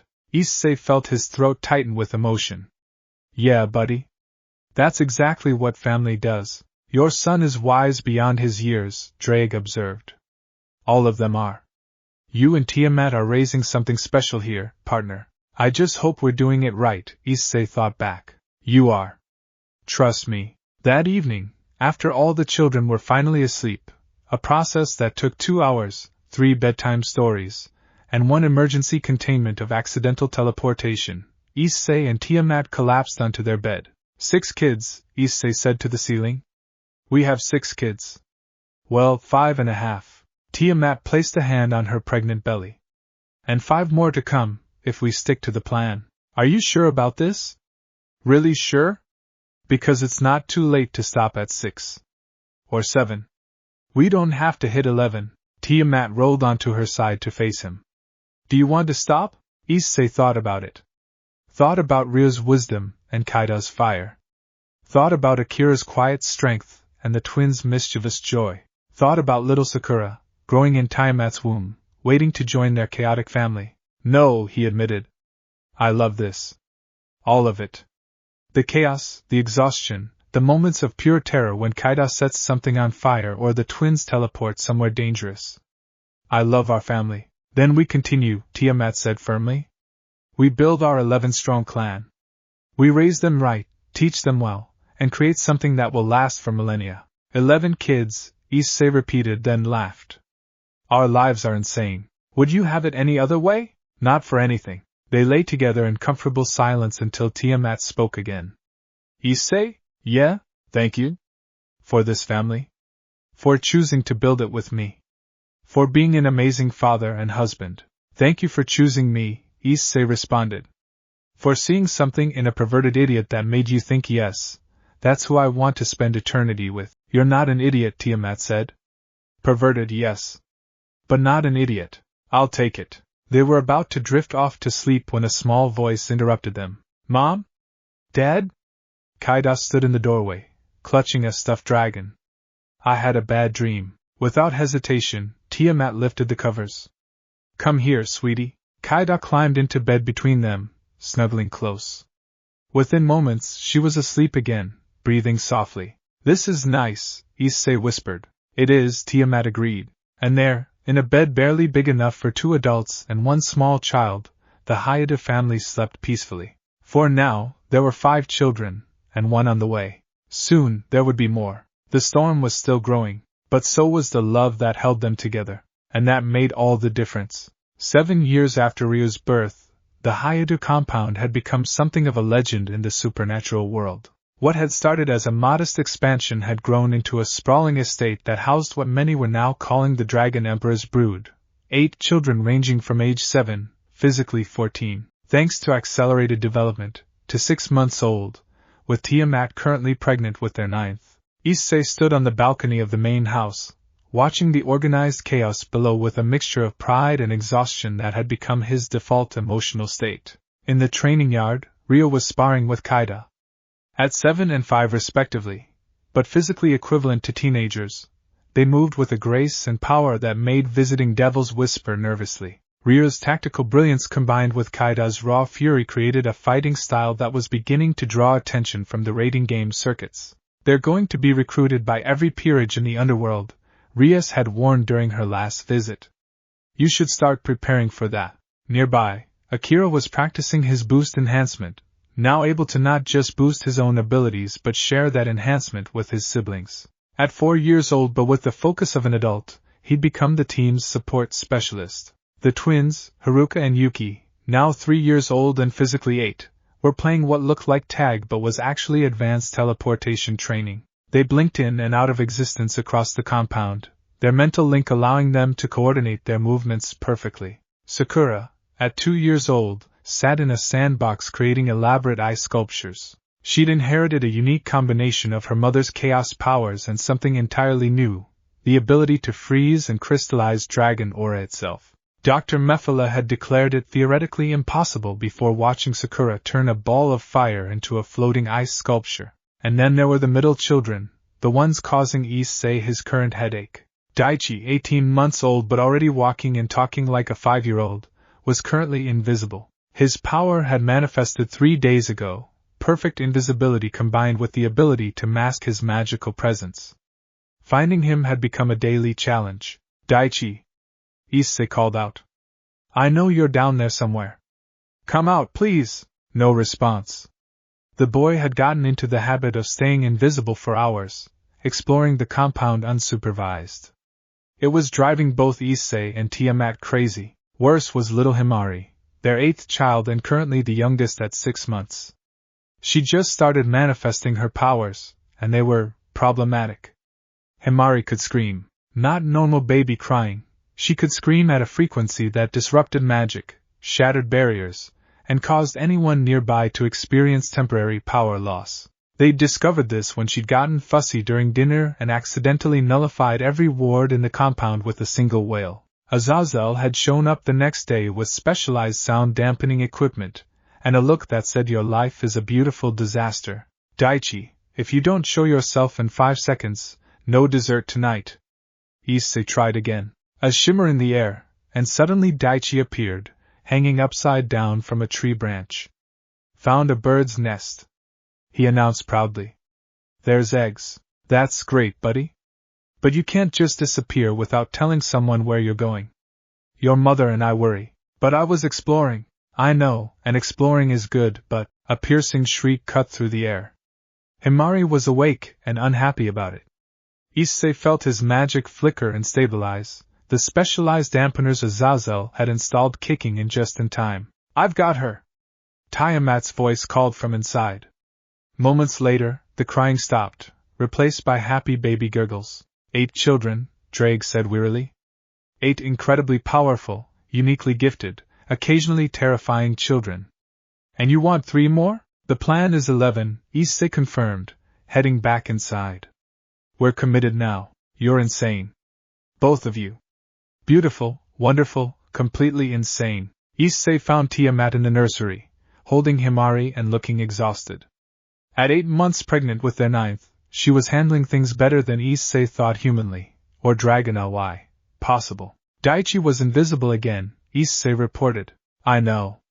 I could sense him through the family bond, but I couldn't pin down his exact location. His power is evolving to mask him even from our connection. Tiamat sighed, shifting Himari to her other arm. We need to talk about the middle children. I know. No, I mean really talk. Daichi is acting out because he feels overlooked. Himari's power is manifesting in destructive ways because she's stressed. Even Sakura is becoming more withdrawn. The middle child syndrome, Issei said, remembering reading about it in one of the many parenting books he'd devoured over the years. They feel lost between the older kids who get responsibility and attention, and the babies who need constant care. Exactly. And it's about to get worse when number 9 arrives. Tiamat looked down at her belly. We need a plan. Before they could discuss further, an explosion rocked the training yard. Both parents were outside in seconds, Tiamat handing Himari to a nearby automated cradle system, another Azazel invention. What they found made Issei's blood run cold. A dimensional rift had opened in the middle of the training yard. It was unstable, crackling with wild energy, and worse, Daichi, Sakura, and Haruka were missing. Where are they? Issei shouted at Ryo, who looked shaken. The rift just opened. 1 second we were training, the next, it was there. Daichi was invisible nearby, and Sakura and Haruka went to investigate, and then they just got pulled in. Partner, that rift signature, it's not natural. Someone opened it deliberately. Who would dare attack our home? Tiamat's power surged, her dragon aura manifesting as visible waves of energy. Mom, wait! Kaida grabbed her mother's arm. Look at the energy signature. It's not hostile. It's familiar? She was right. Now that Issei focused, he could feel it. The rift had traces of his children's power in it. They opened it, Issei realized. The kids opened a dimensional rift. But how? Tiamat asked. None of them have dimensional manipulation powers. No, Rhea interrupted, his eyes wide with realization. But together we might. The family bond, the mental network, What if it allows us to combine our powers in new ways?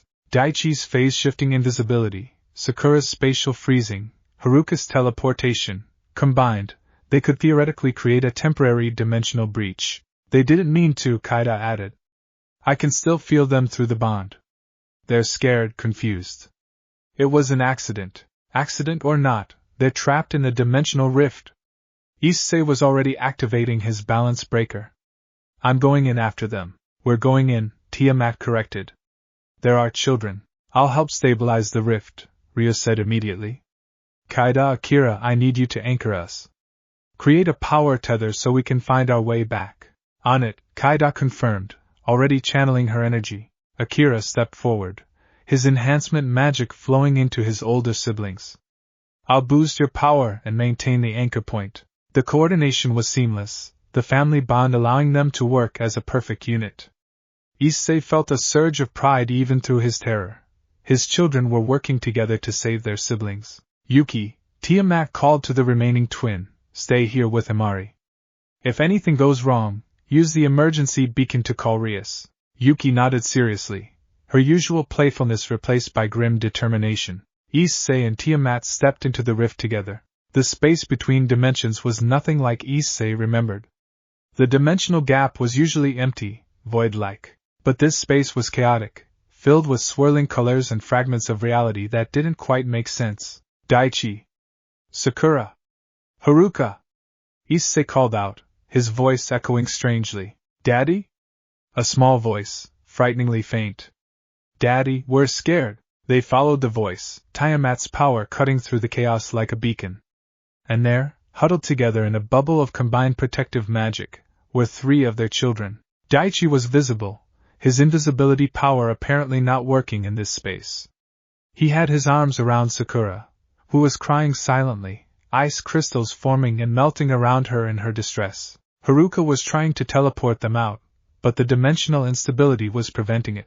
We're here, Tiamat said, her voice cutting through their panic. We've got you. I'm sorry, Daichi sobbed.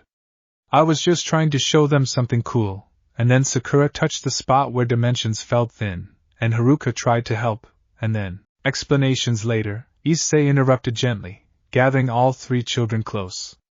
Right now, we need to get out of here. Can you feel the anchor point? The connection to your siblings? All 3 children closed their eyes, focusing. Through the family bond, Issei could feel it too, a golden thread of connection leading back to safety, maintained by Ryo, Kaida, and Akira's combined power. Follow it, Tiamat instructed. All of us together. On 3. 1, 2, 3. They pushed through the dimensional barrier, following the anchor point. Reality twisted and bent around them, and for a terrifying moment, Issei thought they were going to be lost forever. Then they burst through, tumbling onto the grass of the training yard. All 3 rescued children immediately broke down crying, clinging to their parents. Sure, it's okay, Issei murmured, holding them tight. You're safe. We've got you. We're sorry, Sakura wailed.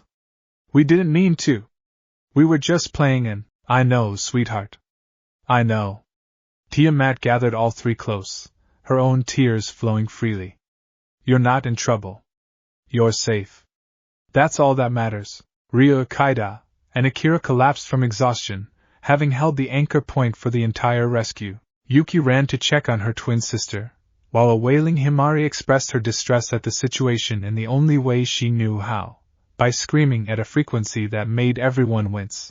The automated cradle's dampeners kicked in, muffling the sound to manageable levels. Family meeting, Issei announced once everyone had calmed down and recovered. Right now. Everyone. An hour later, all 8 children were gathered in the family room.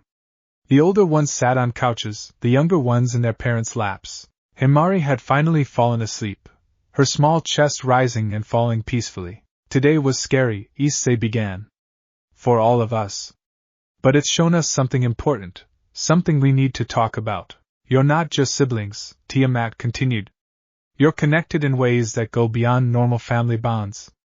When you work together, you can do things that none of you could do alone. That's amazing. It's also dangerous. The middle children need more attention, Ryo said bluntly.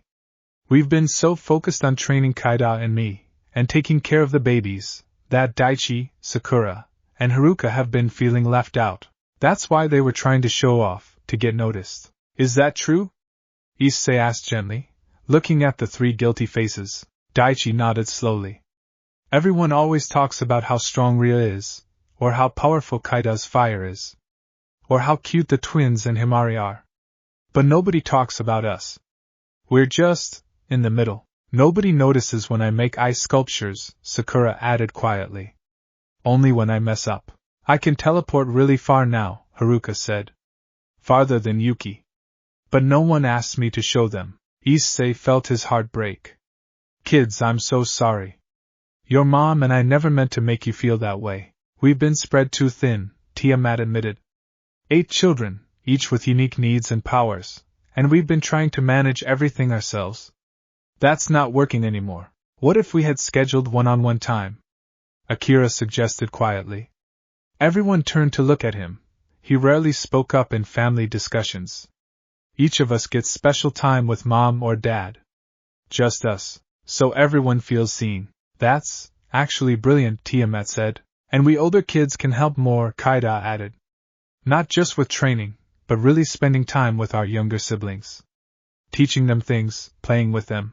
I want to help. Yuki chimed in, and Haruka nodded agreement. A rotation system, Ryu mused.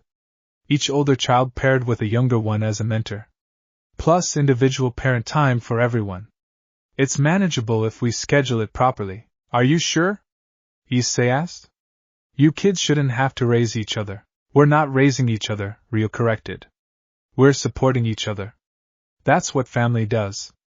And he paused, looking around at his siblings. I like being a big brother. I like helping. I think we all do. Murmurs of agreement rippled through the room. Then that's what we'll do, Tiamat decided. Starting tomorrow, we implement a new system. Every child gets individual attention. Every child gets recognized for their unique gifts. And we work together as a family unit. What about when the new baby comes? Sakura asked, her hand reaching out to touch Tiamat's pregnant belly. Then we adjust, Issei said. We figure it out together. That's what families do. We adapt, we support each other, we grow. And we never, ever, Tiamat added firmly, try to open dimensional rifts without adult supervision again. Understood? Yes, mother, came the chorus of voices. That night, after all the children were finally settled, a process that now took 3 hours and involved 2 bedtime stories per child, 3 security checks, and 1 emergency containment of accidentally summoned dragon fire, Issei and Tiamat collapsed into bed. We almost lost them today, Tiamat whispered, her hand resting on her pregnant belly. 3 of our children, lost in the dimensional void. But we didn't, Issei reminded her, pulling her close. We got them back. The family bond led us to them, and their siblings kept us anchored. The system worked, this time. But what about next time? What about when we have 11 children, all with different powers, all potentially dangerous if not properly supervised? Then we keep adapting. We keep learning. We keep being there for them. Issei kissed her forehead. We're doing okay, Tia. The kids are healthy, happy, mostly, and they love each other. They work together. That's more than a lot of families can say. I suppose you're right. Tiamat was quiet for a moment. 3 more after this one. 3 more children to love and raise and worry about constantly. Having second thoughts? Never. Are you? Issei thought about the day, the terror of the dimensional rift, the exhaustion of managing 8 unique personalities, the constant vigilance required to keep everyone safe. Then he thought about Daichi's proud smile when he'd shown them the bird's nest. Sakura's delicate ice sculptures. Haruka's determination to master teleportation. All of his children's unique beauty. Not for a second, he said firmly. Our family is chaos. It's exhausting. It's terrifying. It's also the best thing I've ever been part of. Even better than saving the world multiple times? Way better. Those were just jobs. This is forever. Tiamat smiled, her eyes drifting closed. Forever with you and our 11 children. That's a good forever, the best forever. As they drifted off to sleep, Ida noticed the small figure in the doorway. Daichi stood there, visible for once, watching his parents with an expression far too mature for his physical age. He thought about the dimensional rift, about the power he and his sisters had accidentally created together. About the possibilities. The family bond hummed in the back of his mind, connecting him to all his siblings. Through it, he could feel Ryo's tactical mind processing the day's events, Kaida's fierce protectiveness, even baby Himari's contentment in sleep. We're strong together, Daichi thought. Stronger than anyone realizes. He turned and padded back to the room he shared with Akira, where his brother was already asleep, surrounded by books on enhancement magic. The Hayate children were growing up, growing powerful, growing together, and the supernatural world was only beginning to understand what that meant. 3 more siblings would join them soon, and then the true test would begin. But for now, the family slept peacefully in their compound, protected by wards, by love, and by the unbreakable bond that connected them all. The storm continued to grow, but so did they, and that made all the difference.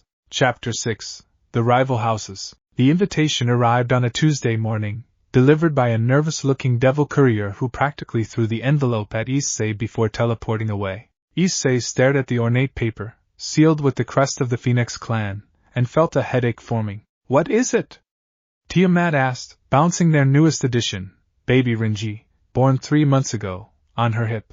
The boy had inherited his father's brown hair with silver streaks, and already showed signs of inheriting the boosted gear's energy signature. An invitation, Issei said slowly, reading the formal script. To a social gathering of noble devil houses. Specifically, a gathering to discuss alliances and potential future arrangements between our distinguished families. Tiamat's eyes narrowed. They're coming after our children. Looks like it. It was inevitable, Dre grumbled. 9 children, each more powerful than most adult devils, with bloodlines that combine Dragon King and Red Dragon Emperor? Every noble house in the underworld has been watching, waiting for them to come of age. They're children, Issei protested. Ryo is physically 16 now, Tiamat pointed out. In Devil Society, that's old enough to begin discussing marriage contracts and peerage placements. Whether we like it or not, our older children are entering the age where politics matter. As if summoned by the conversation, Ryo appeared in the doorway, a training towel around his neck and sweat on his brow. At 8 years old chronologically but physically and mentally equivalent to a young adult, he'd grown into a striking figure, tall, with silver blue hair like his mother and crimson eyes like his father. I heard, he said simply. Through the bond. The others are curious about what you'll do. What do you think we should do? Issei asked, genuinely interested in his son's opinion. Ryo considered for a moment. Ignore it, and we look weak. Refuse it, and we insult powerful families. Accept it, and we walk into a den of scheming nobles who want to use us as political tools. He paused. We should accept. What? Tiamat looked surprised. They'll keep pressuring us regardless. Better to face it head on, establish our boundaries clearly, and demonstrate that the Hayate children are not pawns to be maneuvered. Ryo's eyes glinted with something dangerous. Besides, it would be good for them to see exactly what they're dealing with. Issei couldn't help but grin. You want to intimidate them. I want to educate them, Ryo corrected. There's a difference. A week later, the entire Hayate family arrived at the Phoenix estate for the gathering. Issei and Tiamat had decided to bring all 9 children, from Ryo down to baby Renji. If the noble houses wanted to see what the Dragon Emperor's brood was capable of, they'd get the full display. The Phoenix estate was impressive, a sprawling mansion of gold and crimson that screamed wealth and power. Devils in formal attire filled the gardens, and Issei could feel the weight of dozens of calculating stares as his family entered. Hayate-sama. Lord Phoenix approached, his smile not quite reaching his eyes. How wonderful that you could join us. And you brought the entire family. How charming, Lord Phoenix, Issei responded coolly. Thank you for the invitation. Please come meet the other families. I'm sure many are eager to make your acquaintance. What followed was 3 hours of thinly veiled political maneuvering disguised as polite conversation. Your eldest is quite impressive, Lady Citri commented, watching Ryo speak with her daughter Sona. Such power and intellect combined. I'm sure many peerages would be interested in recruiting him. Ryo will make his own decisions about his future, Tiamat said firmly. Of course, of course. Though perhaps you'd consider an alliance? A marriage contract between our families would benefit both. No, Issei said flatly. My son is 8 years old, but he's developed so rapidly. He's 8 years old. Lady Citri backed off, but Issei could see others circling, waiting for their turn. Meanwhile, the children were having their own experiences. Kaida had attracted a crowd of young male devils, all trying to impress her with displays of power. She looked bored and annoyed in equal measure. Is that really the best fire you can produce? She asked one particularly pompous noble's son after he showed off a flame spell. I was doing better than that when I was 2, actual age 2, not development age. She casually created a dragon made entirely of fire that flew through the air before dissipating. The crowd backed away nervously. Akira had been cornered by several devils interested in his enhancement abilities. Your power could be invaluable in raiding games, one explained. A boost specialist is always in demand. My family could offer excellent terms. I'm not interested in raiding games, Akira said quietly. I'm interested in protecting my family. But surely you want to become stronger? To test yourself against worthy opponents? I test myself every day training with my siblings. They're worth 10 of anyone here. The twins, Haruka and Yuki, had discovered the buffet table and were systematically sampling everything while occasionally teleporting to avoid being approached by networking devils. Their coordination was so perfect that it looked like a choreographed dance. Little Sakura had found a corner with eye sculptures and was quietly improving them, her power turning simple decorations into masterpieces. A small crowd had gathered to watch, whispering about her abilities. Daichi, true to form, had gone invisible within the first 10 minutes, and was now probably exploring the estate unsupervised. And baby Rinji, held by Tiamat, had already manifested the boosted gear's aura twice, causing every devil with a sacred gear to feel an uncomfortable resonance. It was, in short, a disaster waiting to happen. The explosion came in the form of Riser Phoenix. Well, the immortal devil drawled, approaching with his characteristic arrogance. If it isn't the famous Haida family. Tell me, Issei, how does it feel to have created 9 potential weapons? Must keep you up at night, wondering if they'll surpass you. Issei felt his temper flare, but before he could respond, Ryo stepped forward. Lord Phoenix, his eldest said with perfect politeness that somehow conveyed complete contempt. How kind of you to concern yourself with our family dynamics, though I wonder, do you spend as much time worrying about us as you do recovering from the humiliation of losing to my father? The garden went silent. Riser's face turned red. You insolent. Insolent? Rya's eyes began to glow with dragon light. I'm simply stating facts. My father defeated you so thoroughly that you became a cautionary tale. Don't be like Riser Phoenix, they say. Know when you're outmatched. Why, you little... Riser raised his hand, flames gathering. What happened next occurred in less than a second. Ryo's power spiked. Kaida appeared at his side, her own flames manifesting. Akira boosted both of them remotely. The twins teleported to flanking positions. Even Sakura stopped her eye sculpting, her power crystallizing the air around Riser in warning. And through it all, the family bond hummed with perfect coordination. They hadn't attacked. They hadn't even moved aggressively. But the message was clear. Touch one of us, and you face all of us. Enough, Tiamat's voice cut through the tension. She stepped forward, and her power made everyone in the garden instinctively take a step back. Lord Phoenix, if you threaten my son again, you will discover that immortality is not the same as invincibility. I have ended beings older and more powerful than you. Do not test me. The threat hung in the air like a physical presence. Lord Phoenix Sr. quickly intervened. My son meant no offense. Please, let's not ruin this lovely gathering. Riser, apologize. Riser looked like he'd rather eat glass, but he bowed stiffly. My apologies. I spoke in haste. Accepted, Ryo said coolly, his power not diminishing one bit. Though perhaps you should consider your words more carefully in the future. Unlike my father, I have not yet learned mercy. The gathering resumed, but the atmosphere had changed. The Haida children were no longer viewed as prizes to be won or tools to be acquired. They were recognized as threats. As the family made their way home later that evening, Issei couldn't help but feel proud. You handled that well, he told Ryo. I simply established boundaries, his son replied. They needed to understand that we're not weak children to be manipulated. We're a unified force. That thing you did, coordinating with your siblings without speaking, that was the family bond? Yes. We've been practicing. All of us can feel each other's intentions now, react in perfect synchronization. Rhea paused. It's what makes us different from other devil families. We don't just share blood, we share consciousness in a way.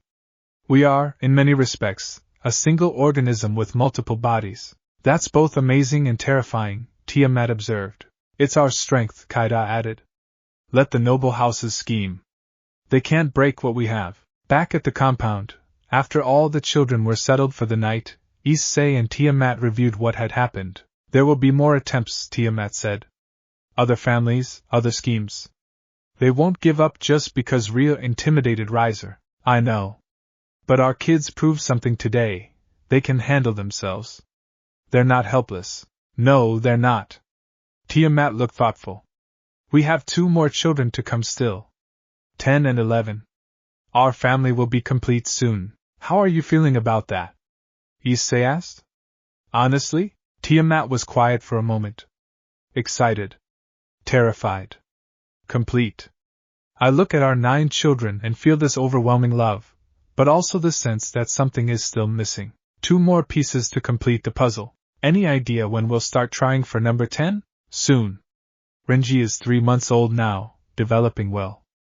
I'd like to wait until he's at least 6 months, let my body fully recover. Then. She smiled, then we start working on the next one. 2 more, Issei marveled. 2 more kids and we'll have our full family of 11. The Dragon Emperor's brood, Tiamat said, using the nickname the supernatural world had given their children. Complete and unstoppable. You two are creating something unprecedented, Drake observed. A family of hybrids, each possessing power that rivals ancient beings, all connected through a bond that allows perfect coordination. Partner, do you understand what this means? That we're going to be very busy for the next several centuries? That your family could reshape the supernatural world. For better or worse, the Hayate bloodline will be remembered for millennia. Issei looked out the window at the compound below, where 9 children slept peacefully, connected through bonds deeper than blood. Then we'd better make sure we raise them right, he said softly. Because the world is watching, and judging, Tiamat added, and scheming, and fearing. They stood together in silence, contemplating the weight of their legacy. Somewhere in the compound, baby Renji stirred in his sleep, and through the family bond, all his siblings unconsciously adjusted, their power flowing to comfort him. The family bond was growing stronger with each addition. 2 more children would complete it, and then the true potential of the Hayate clan would be revealed. But that was a story for another day. For now, 9 children slept safely, protected by love, by power, and by the unbreakable connection that bound them. The rival houses would continue to scheme, but the Hayate family would endure. Together. Always together. Chapter 7, 11 Stars Rise. The day Tiamat went into labor with their 11th and final child, reality itself seemed to hold its breath. It had been 2 years since the political disaster at the Phoenix estate. 2 years during which the Hayate family had grown in power, reputation, and most importantly, love. Their 10th child, Mizuki, was now 18 months old, a quiet, contemplative girl with the unique ability to see and manipulate the threads of fate itself. Dr. Mephala had declared her power cosmically significant and mildly horrifying. Now, as Tiamat's contractions began, every one of their 10 children felt it through the family bond. Rhea, now 10 years old but physically a young man of 20, was in the library when he gasped and clutched his chest. The 11th, he whispered. It's time. Across the compound, each child stopped what they were doing. Kaida was mid-combat with a training dummy. The flames around her fists flickered and died as she turned toward the main house. Akira was studying enhancement theory when the book fell from his hands. The twins, Haruka and Yuki, were practicing long-range teleportation. They materialized beside each other and exchanged knowing looks. Sakura was creating an ice palace in the garden when her sculptures suddenly grew more intricate, more beautiful, as if expressing joy she couldn't speak. Daichi flickered into visibility from wherever he'd been hiding. Little Himari, now 3 years old and finally learning to control her nullification scream, started crying, not from distress, but from the overwhelming emotion flooding through the bond. Baby Renji and toddler Mizuki both began glowing with power, their young minds not quite understanding but feeling the significance. And through it all, the family bond sang with anticipation. "Everyone to the medical wing!" Issei shouted, though he needn't have bothered. All the children were already moving. Dr. Mephala had prepared for this birth with unprecedented thoroughness. After 10 successful deliveries, each one pushing the boundaries of what was medically possible, she declared that the 11th would be either the easiest or the most catastrophic. "Let's hope for easy," Issei muttered as he helped Tiamat to the medical wing. "It's never easy," Tiamat panted, her power already crackling around her. "But it's always worth it." The medical wing had been upgraded significantly since Ryu's birth. Now it could withstand Satan-class power fluctuations, had backup dimensional anchors, and was equipped with enough magical dampeners to contain a small war. They would need all of it. As Tiamat's labor progressed, something unprecedented began happening. Her power didn't just surge, it began resonating with every single one of their children. In the waiting area, Rhea's eyes widened. "Do you feel that? Mother's power is connecting with all of us, amplifying through the family bond. It's like she's drawing strength from us," Kaida said, her own flames dancing in sympathy with her mother's power. "No," Akira corrected quietly. "She's sharing the burden. Distribution of load across multiple nodes. The pain, the energy expenditure, it's being spread through all of us." "Is that safe?" Haruka asked worriedly. "For us? Probably," Rhea calculated. "We're all strong enough to handle a fraction of the strain. For Mother? It might actually make this easier." Inside the medical wing, Dr. Mephala was witnessing something she'd never seen in her centuries of practice. "Her power levels should be catastrophic right now," she muttered, checking the readings. "But they're stable? Distributed somehow across multiple energy signatures. How is that?" She looked at Issei. "The children. They're sharing the burden through your family bond. Is that dangerous?"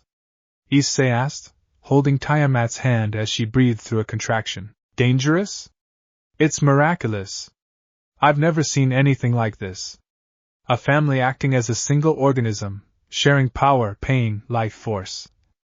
Dr. Mephala shook her head in amazement. "Your 11th child is being born with the support of 10 siblings who are actively helping to bring them into the world."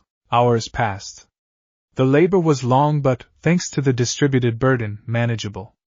Tiamat remained conscious and alert throughout, drawing strength from her family when she needed it. Finally, as the underworld's artificial sun began to set, Dr. Mephala announced, "One more push."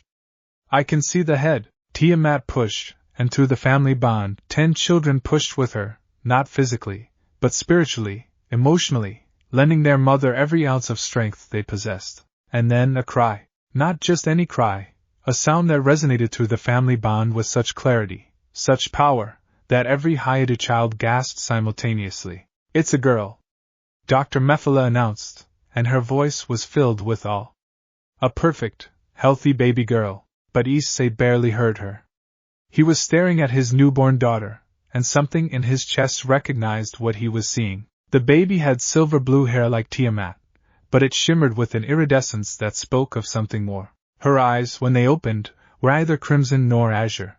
They were both, swirling together in an impossible harmony. And on her forehead, just above those remarkable eyes, was a mark that looked like overlapping dragon and devil sigils, perfectly balanced. "Give her to me," Tiamat whispered, and when Dr. Mephala placed the baby in her arms, the infant stopped crying immediately. The baby's eyes focused on her mother with impossible awareness, and then she smiled, an expression far too knowing for a newborn. "Hello, little one," Tiamat whispered, tears streaming down her face. "You're our 11th. Our completion.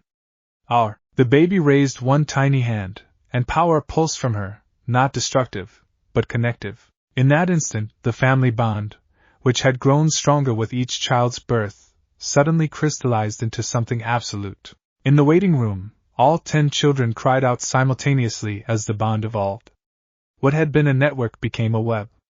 What had been a connection became unity. "What is this?"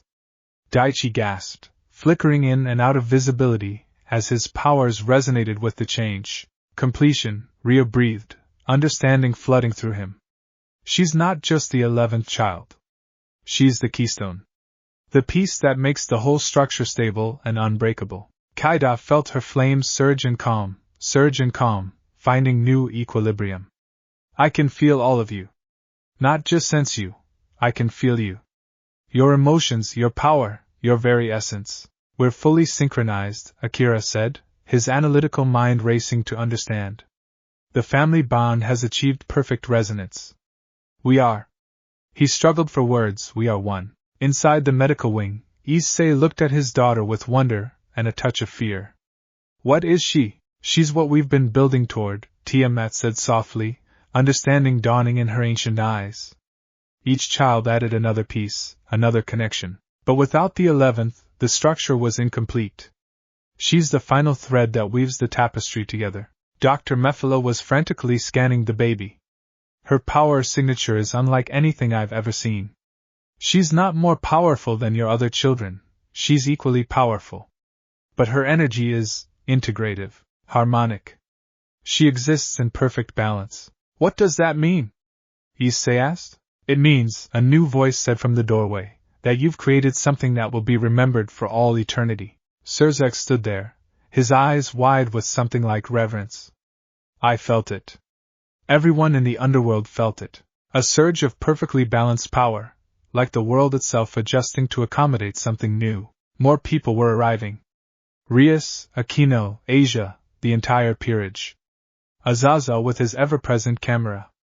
Even Serafal, for once without her usual playfulness, looking solemn. May I? Serafal asked softly, and when Tiamat nodded, she approached to look at the baby. The infant looked back at her with those swirling impossible eyes, and Serafal gasped. She sees me. Really sees me. Not the Satan, not the role, me, she sees everything, Tiamat said. Don't you, little one? The baby cooed, and the sound resonated through the family bond with crystalline clarity. We need to name her, Issei said, gently stroking his daughter's soft hair. They'd discussed names, of course. They'd had 10 children worth of practice. But now, looking at her, all the names they'd considered felt wrong. Eri, Tiamat said suddenly. It means love and jasmine. Something beautiful and gentle, but with hidden strength. Eri Hayadu, Issei tested the name. The 11th star. As if in response, the baby's power pulsed again, and through the family bond, all 10 of her siblings felt it. A wave of pure, unconditional love. In the waiting room, Ria stood up. We should meet her. Properly. All of us together. Dr. Mephala looked like she wanted to object. Too many people, too soon after birth, but something stopped her. This wasn't a normal situation. These weren't normal children. One by one, the Hayadu children filed into the medical wing. Ria entered first, tall and powerful, moving with the grace of a warrior scholar. He looked down at his baby sister and smiled. Hello, Eri. I'm Ryu, your oldest brother. I promise to protect you always. Eri's eyes focused on him, and through the bond, Ria felt her response. Recognition, trust, love. Kaida bounced forward, her usual energy barely contained. I'm Kaida. I'm going to teach you how to make the biggest fires ever. Well, when you're older. And Mom approves. Maybe. Akira approached quietly, studying his sister with his usual intensity. Akira. I'll help you understand your powers when they manifest. We'll figure them out together. The twins came as a pair, speaking in unison as they often did. We're Haruka and Yuki. We'll show you all the best hiding spots and teach you how to teleport before Mom and Dad say you're ready. Sakura, usually so reserved, touched Eri's tiny hand gently. I'm Sakura. I'll make you the most beautiful ice sculptures. A whole palace, just for you. Daichi flickered in and out of visibility, showing off. Daichi. I'll teach you how to be invisible so we can sneak cookies together. Little Himari, only 3 but understanding the significance, carefully touched her baby sister. Himari. I protect you. Baby Rinji, guided by Issei, patted Eri's head with his chubby hand. The 2 babies looked at each other, and power sparked between them, Rinji's boosted gear resonance meeting Eri's harmonizing energy. Finally, toddler Mizuki approached. The girl who could see fate reached out and touched Aries' forehead, right where the dragon devil's sigil glowed faintly. She's the key, Mizuki said with her usual eerie wisdom. The lock and the key both. With her, we're complete. Without her, we're just pieces. What do you see? Tiamat asked gently. When you look at her future? Mizuki's eyes went distant, seeing things beyond normal perception. I see us. All 11. Standing together against something big. Something that wants to break us. But we don't break, because she holds us together. What threatens us? Ria asked sharply. I don't know yet. The threads are still forming. But... Mizuki looked at her baby sister with something like reverence. With her, we'll be ready. The prophecy hung in the air, ominous and promising in equal measure. Well, Azazel said, breaking the tension with forced cheerfulness, no pressure on the baby, right? Just has to be the linchpin that holds together the most powerful family in supernatural history. Standard baby stuff. Despite everything, people laughed. The tension broke, and the moment returned to what it should be, a celebration of new life. As visitors began to leave, giving the family space, Issei and Tiamat found themselves alone with all 11 children for the first time. Ryo, Kaida, Akira, Haruka, Yuki, Sakura, Daichi, Himari, Rinji, Mizuki, and now Eri. 11 children. 11 unique powers. 11 pieces of a greater whole. We did it, Issei whispered, looking around at his family. 11 kids. The family is complete. How do you feel? Tiamat asked, shifting Eri in her arms. Terrified. Exhausted. Proud beyond measure. Complete. Issei laughed shakily.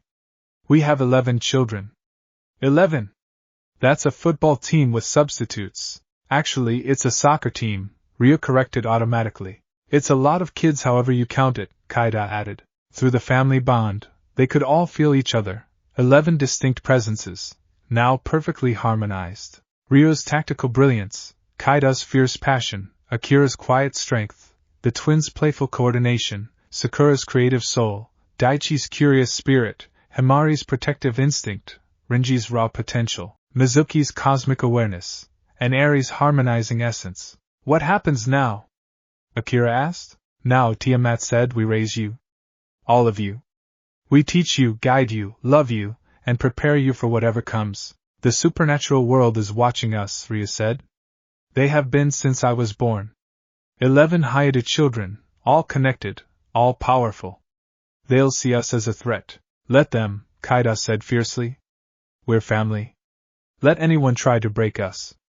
They'll fail. We're not looking for fights, Issei said firmly. But we'll defend ourselves if necessary. And more importantly, we'll show the world what a real family can be. Not just power, but love. Not just strength, but unity. Baby Eri cooed, and through the bond, they all felt it. Agreement, determination, love. Partner, Drake's voice was unusually soft. You've created something unprecedented. A family of dragon-devil hybrids, all connected through a bond that transcends normal limits. Whatever challenges come, whatever threats arise, your children will face them together. We'll face them as a family, Issei corrected. All of us.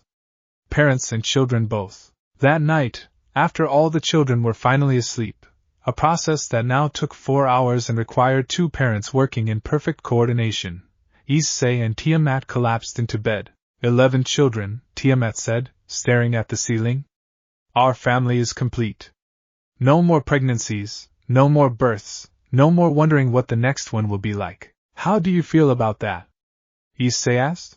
Tiamat was quiet for a long moment. Complete, she finally said. For the first time in eons, I feel like I have everything I need. A husband I love, 11 children who are my whole heart, a family that fills the loneliness I carried for so long. No regrets about the 11 number? Not wishing we'd stopped earlier or gone for 12. 12 would have been unlucky, Tiamat said with a small smile. 11 is perfect.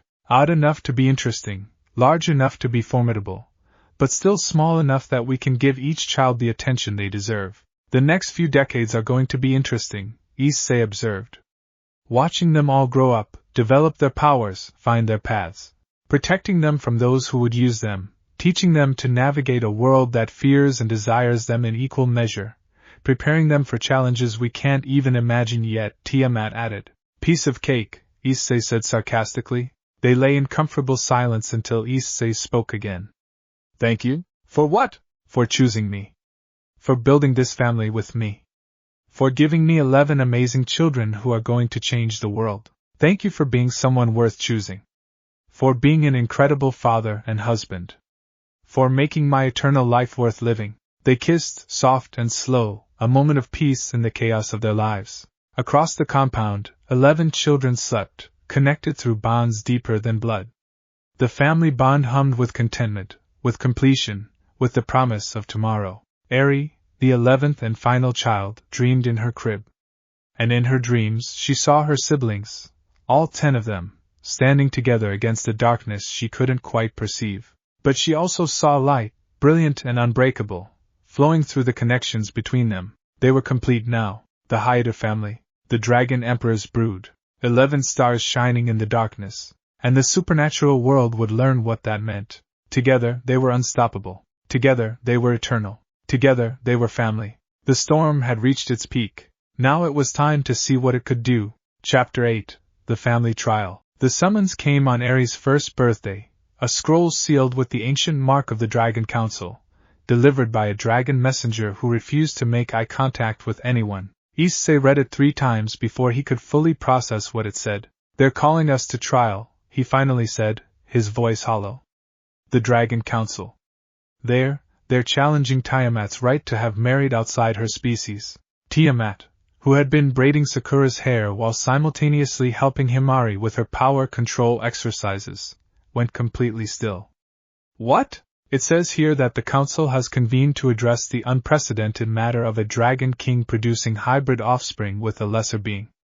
Issei's hands crumpled the parchment. They're calling me a lesser being. And they're saying our children don't. Tiamat's voice was ice and fire. Don't repeat what they said about our children. Through the family bond, all 11 children felt their mother's rage. It was a terrible thing, ancient, vast, and barely contained. Ryo appeared in the doorway instantly, now 11 years old but physically in his early 20s. What's happened? The Dragon Council is challenging our family's right to exist, Tiamat said flatly. They want us to appear before them to justify ourselves. Can they do that? Kaida demanded, flames already dancing around her fists. Can they just summon us like criminals? The Dragon Council has authority over all dragonkind, Tiamat explained, her voice tightly controlled. As a dragon king, I fall under their jurisdiction. They can't force your father to appear, but they can compel me. And if I want to defend our family, I have to answer their summons. Then we all go, Rhea said firmly. All 13 of us. They want to judge our family? Let them see exactly what they're judging. Absolutely not, Issei protested. I'm not bringing our children before a council that sees them as abominations, Father. Rhea's voice was calm but unyielding. They need to see us. All of us. They need to understand that we're not weak, not broken, not mistakes. We're strong, unified, and proud of what we are. He's right, Akira added quietly. The usually reserved boy stepped forward, his eyes serious. If we hide, we validate their prejudice. If we appear, we demonstrate our strength. I want to go, Kaida declared. I want to show those old dragons what we can do. We should all go, Haruka and Yuki said in unison. Even little Eri, barely a year old but already walking and speaking in full sentences thanks to the family bond accelerating her development, toddled forward. Family together, she said simply. Always together. Issei looked at Tiamat helplessly. Tell me this is a bad idea. It's a terrible idea, Tiamat confirmed. It's also the only option. Rhea's right. We need to show them what our family represents. Not as victims seeking approval, but as a powerful force demanding respect. The boy has inherited your tactical mind and his mother's pride, Drake observed. It's a dangerous combination, but effective. 3 days later, the entire Haida family stood before the Dragon Council in the ancient dragon realm, a dimension of endless sky and floating mountains where the oldest and most powerful dragons made their home. The council consisted of 7 ancient dragons, each one a legend in their own right. They sat on thrones of crystallized dragonfire, their forms massive and terrifying even in their humanoid shapes. Archdragon Fafnir spoke first, his voice like grinding stone. Tiamat, Chaos Karma Dragon, you stand accused of diluting dragon blood by mating with a lesser being and producing hybrid offspring that threaten the purity of dragon lineage. I stand accused of loving my husband and raising our children, Tiamat corrected coldly. If the council sees that as a crime, then the council has forgotten what it means to be alive. Murmurs rippled through the assembled dragons, hundreds of them, gathered to witness the trial. Another council member, Archdragon Vritra, different from the Vritra sealed within Vala, this was his progenitor, leaned forward. These hybrids possess unprecedented power that could upset the balance of supernatural forces. What guarantee do we have that they won't become threats to Dragakind? What guarantee did anyone have about me? Issei shot back before Tiamat could respond.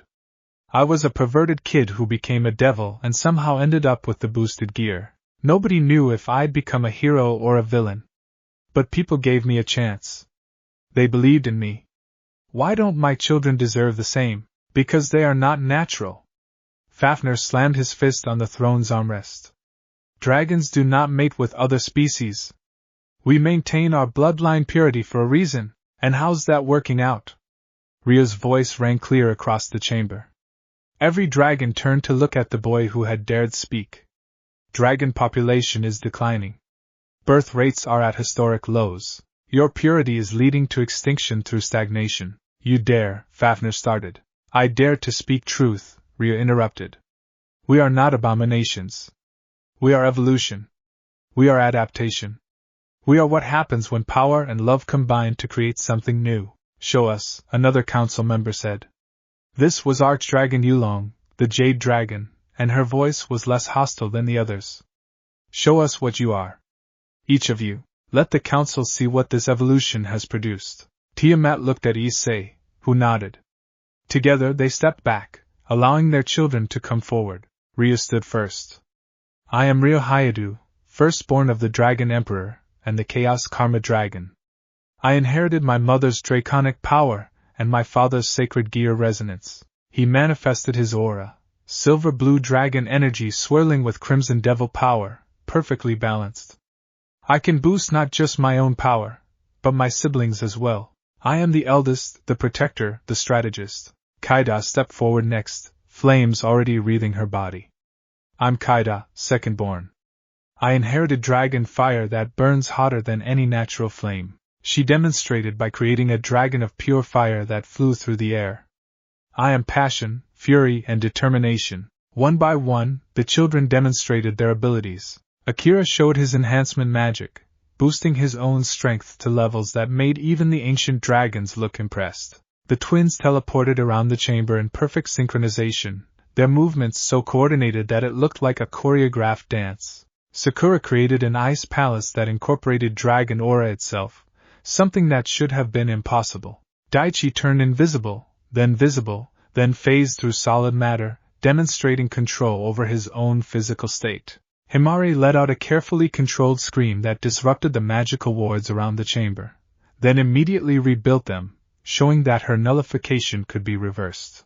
Little Rinji, only 2.5 years old, activated the boosted gear's aura and boosted everyone in the chamber simultaneously, giving even the ancient council members a taste of enhanced power. Mizuki touched the ground, and suddenly everyone could see threads of fate spreading out from the Haida family, connecting to countless futures. I see what we can become, she said softly, all the possibilities. And in every future where we exist, we make the world stronger. Finally, baby Eri stepped forward. She was barely a year old, could barely walk steadily, but when she raised her hands, something miraculous happened. The family bond, which had been humming quietly in the background, suddenly became visible. Lines of light connected all 11 children to each other and to their parents, forming a web of pure synchronized power. Together, Eri said in her high, clear voice. We are together. Cannot break. Cannot separate. This is family. The chamber fell silent. Then Yulong spoke, and there was wonder in her voice. A family bond visible to the naked eye. I have never seen such a thing. Each child unique, yet all connected. Individual power that becomes exponentially greater through unity. This is not dilution, another council member said slowly.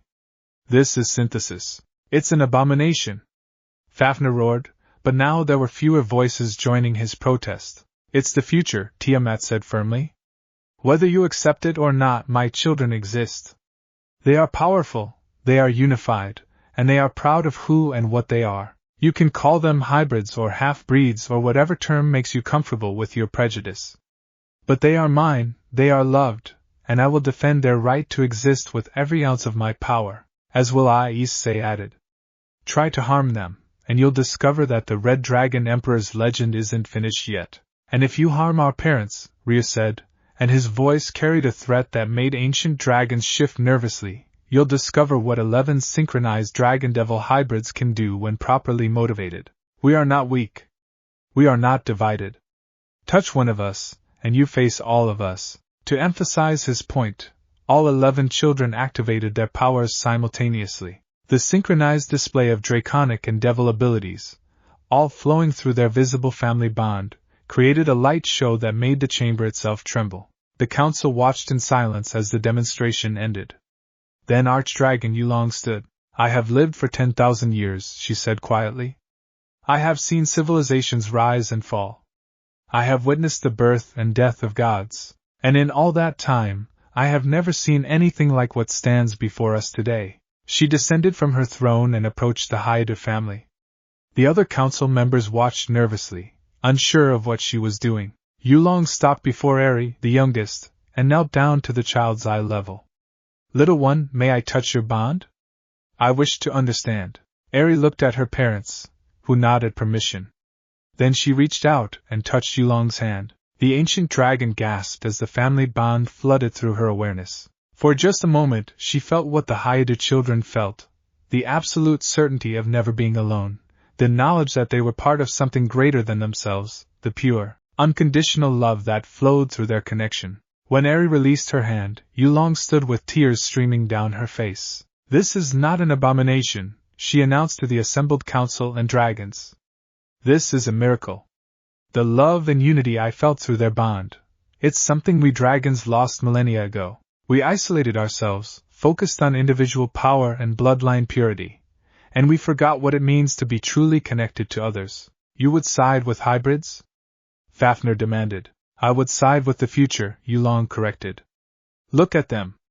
Each child carries dragon heritage, but also something more. They are bridges between species, living proof that strength comes not from purity but from unity. The Jade Dragon speaks wisdom, another council member said. I, too, vote to recognize the Hayato family's legitimacy. One by one, the council members voted. It was not unanimous. Fafnir and 2 others remained opposed, but the majority voted in favor. By order of the Dragon Council, Yulong announced formally, the Hayato family is recognized as legitimate. Tiamat's marriage to Issei Hayato is validated. Their 11 children are acknowledged as carrying dragon heritage and are entitled to all rights and protections thereof. Fafnir stood abruptly. This is a mistake. These hybrids will bring ruin, or they will bring renewal, Yulong interrupted. Time will tell. But they deserve the chance to prove themselves, just as every dragon does. As the formal trial concluded, dragons began approaching the Hayato family, some with hostility, but many with curiosity. The children handled it with remarkable grace, Ryo and Kaida taking the lead while their younger siblings stayed close to their parents. An older dragon approached Tiamat directly. I knew your mother, she said softly. She would be proud of what you've built. A true family, not just a bloodline. Tiamat's eyes filled with tears. Thank you? That means more than you know. Later, as they prepared to return home, Yulong approached once more. The children will face challenges, she said to Issei and Tiamat. Not all dragons will accept today's ruling. Some will see them as threats to be eliminated. Let them try, Tiamat said coldly. I'm not warning you to make you afraid, Yulong clarified. I'm offering you an alliance. The Jade Dragon clan will stand with the Hayato family. Any dragon who moves against your children moves against us. Why? Issei asked. Why support us? Yulong smiled, and it transformed her ancient face.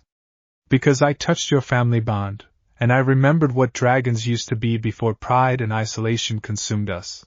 Your children represent hope, not just for your bloodline, but for all of us. And hope is worth protecting. That evening, back at the compound, the entire family gathered in the main hall. The children were exhausted from the day's events but triumphant. We did it, Kaida said, grinning widely. We stood before the oldest, scariest dragons in existence, and made them acknowledge us. We stood together, Ryo corrected. That's why it worked. They expected individuals to judge. Instead, they got a unified force. The family bond helped, Akira observed. When Eri made it visible, that's when the tide turned. They could see that we're not just 11 separate beings, we're one family operating as a cohesive whole. Strategic asset recognition, Mizuki said in her eerie way. They saw us as tools or threats until they understood we're either. We're a new category entirely. Little Eri, exhausted from the day, climbed into Issei's lap and immediately fell asleep.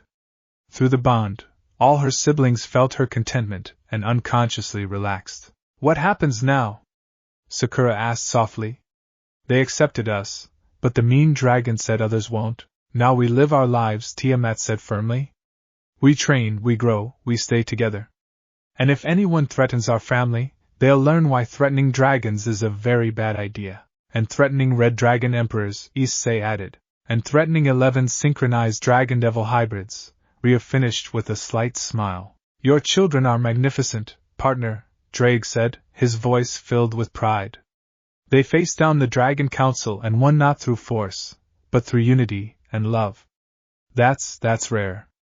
Precious. As the evening wore on and children gradually drifted off to sleep, Issei found himself on the balcony with Tiamat, watching stars that didn't exist in the regular world. We survived, he said softly. We triumphed, Tiamat corrected. Our family stood before the oldest power structure in dragon history and forced them to change. That's not survival, that's revolution. Think there will be more trials? More challenges? Definitely. But, Tiamat smiled, watching through a window as Ryo carried sleeping Himari to bed while Kaida guided a drowsy Daichi down the hall. We have something they don't. Something that makes us stronger than any ancient power structure. What's that? Love. Real, unconditional, unbreakable love. They have rules and traditions and bloodline purity. We have 11 children who would fight the world for each other. That's a power no ancient council can match. Issei pulled her close. 11 kids. We have 11 actual kids. Still can't quite believe it. Believe it. You've earned every sleepless night, every spit-up shirt, every destroyed training room, every dimensional rift accident, and every proud moment.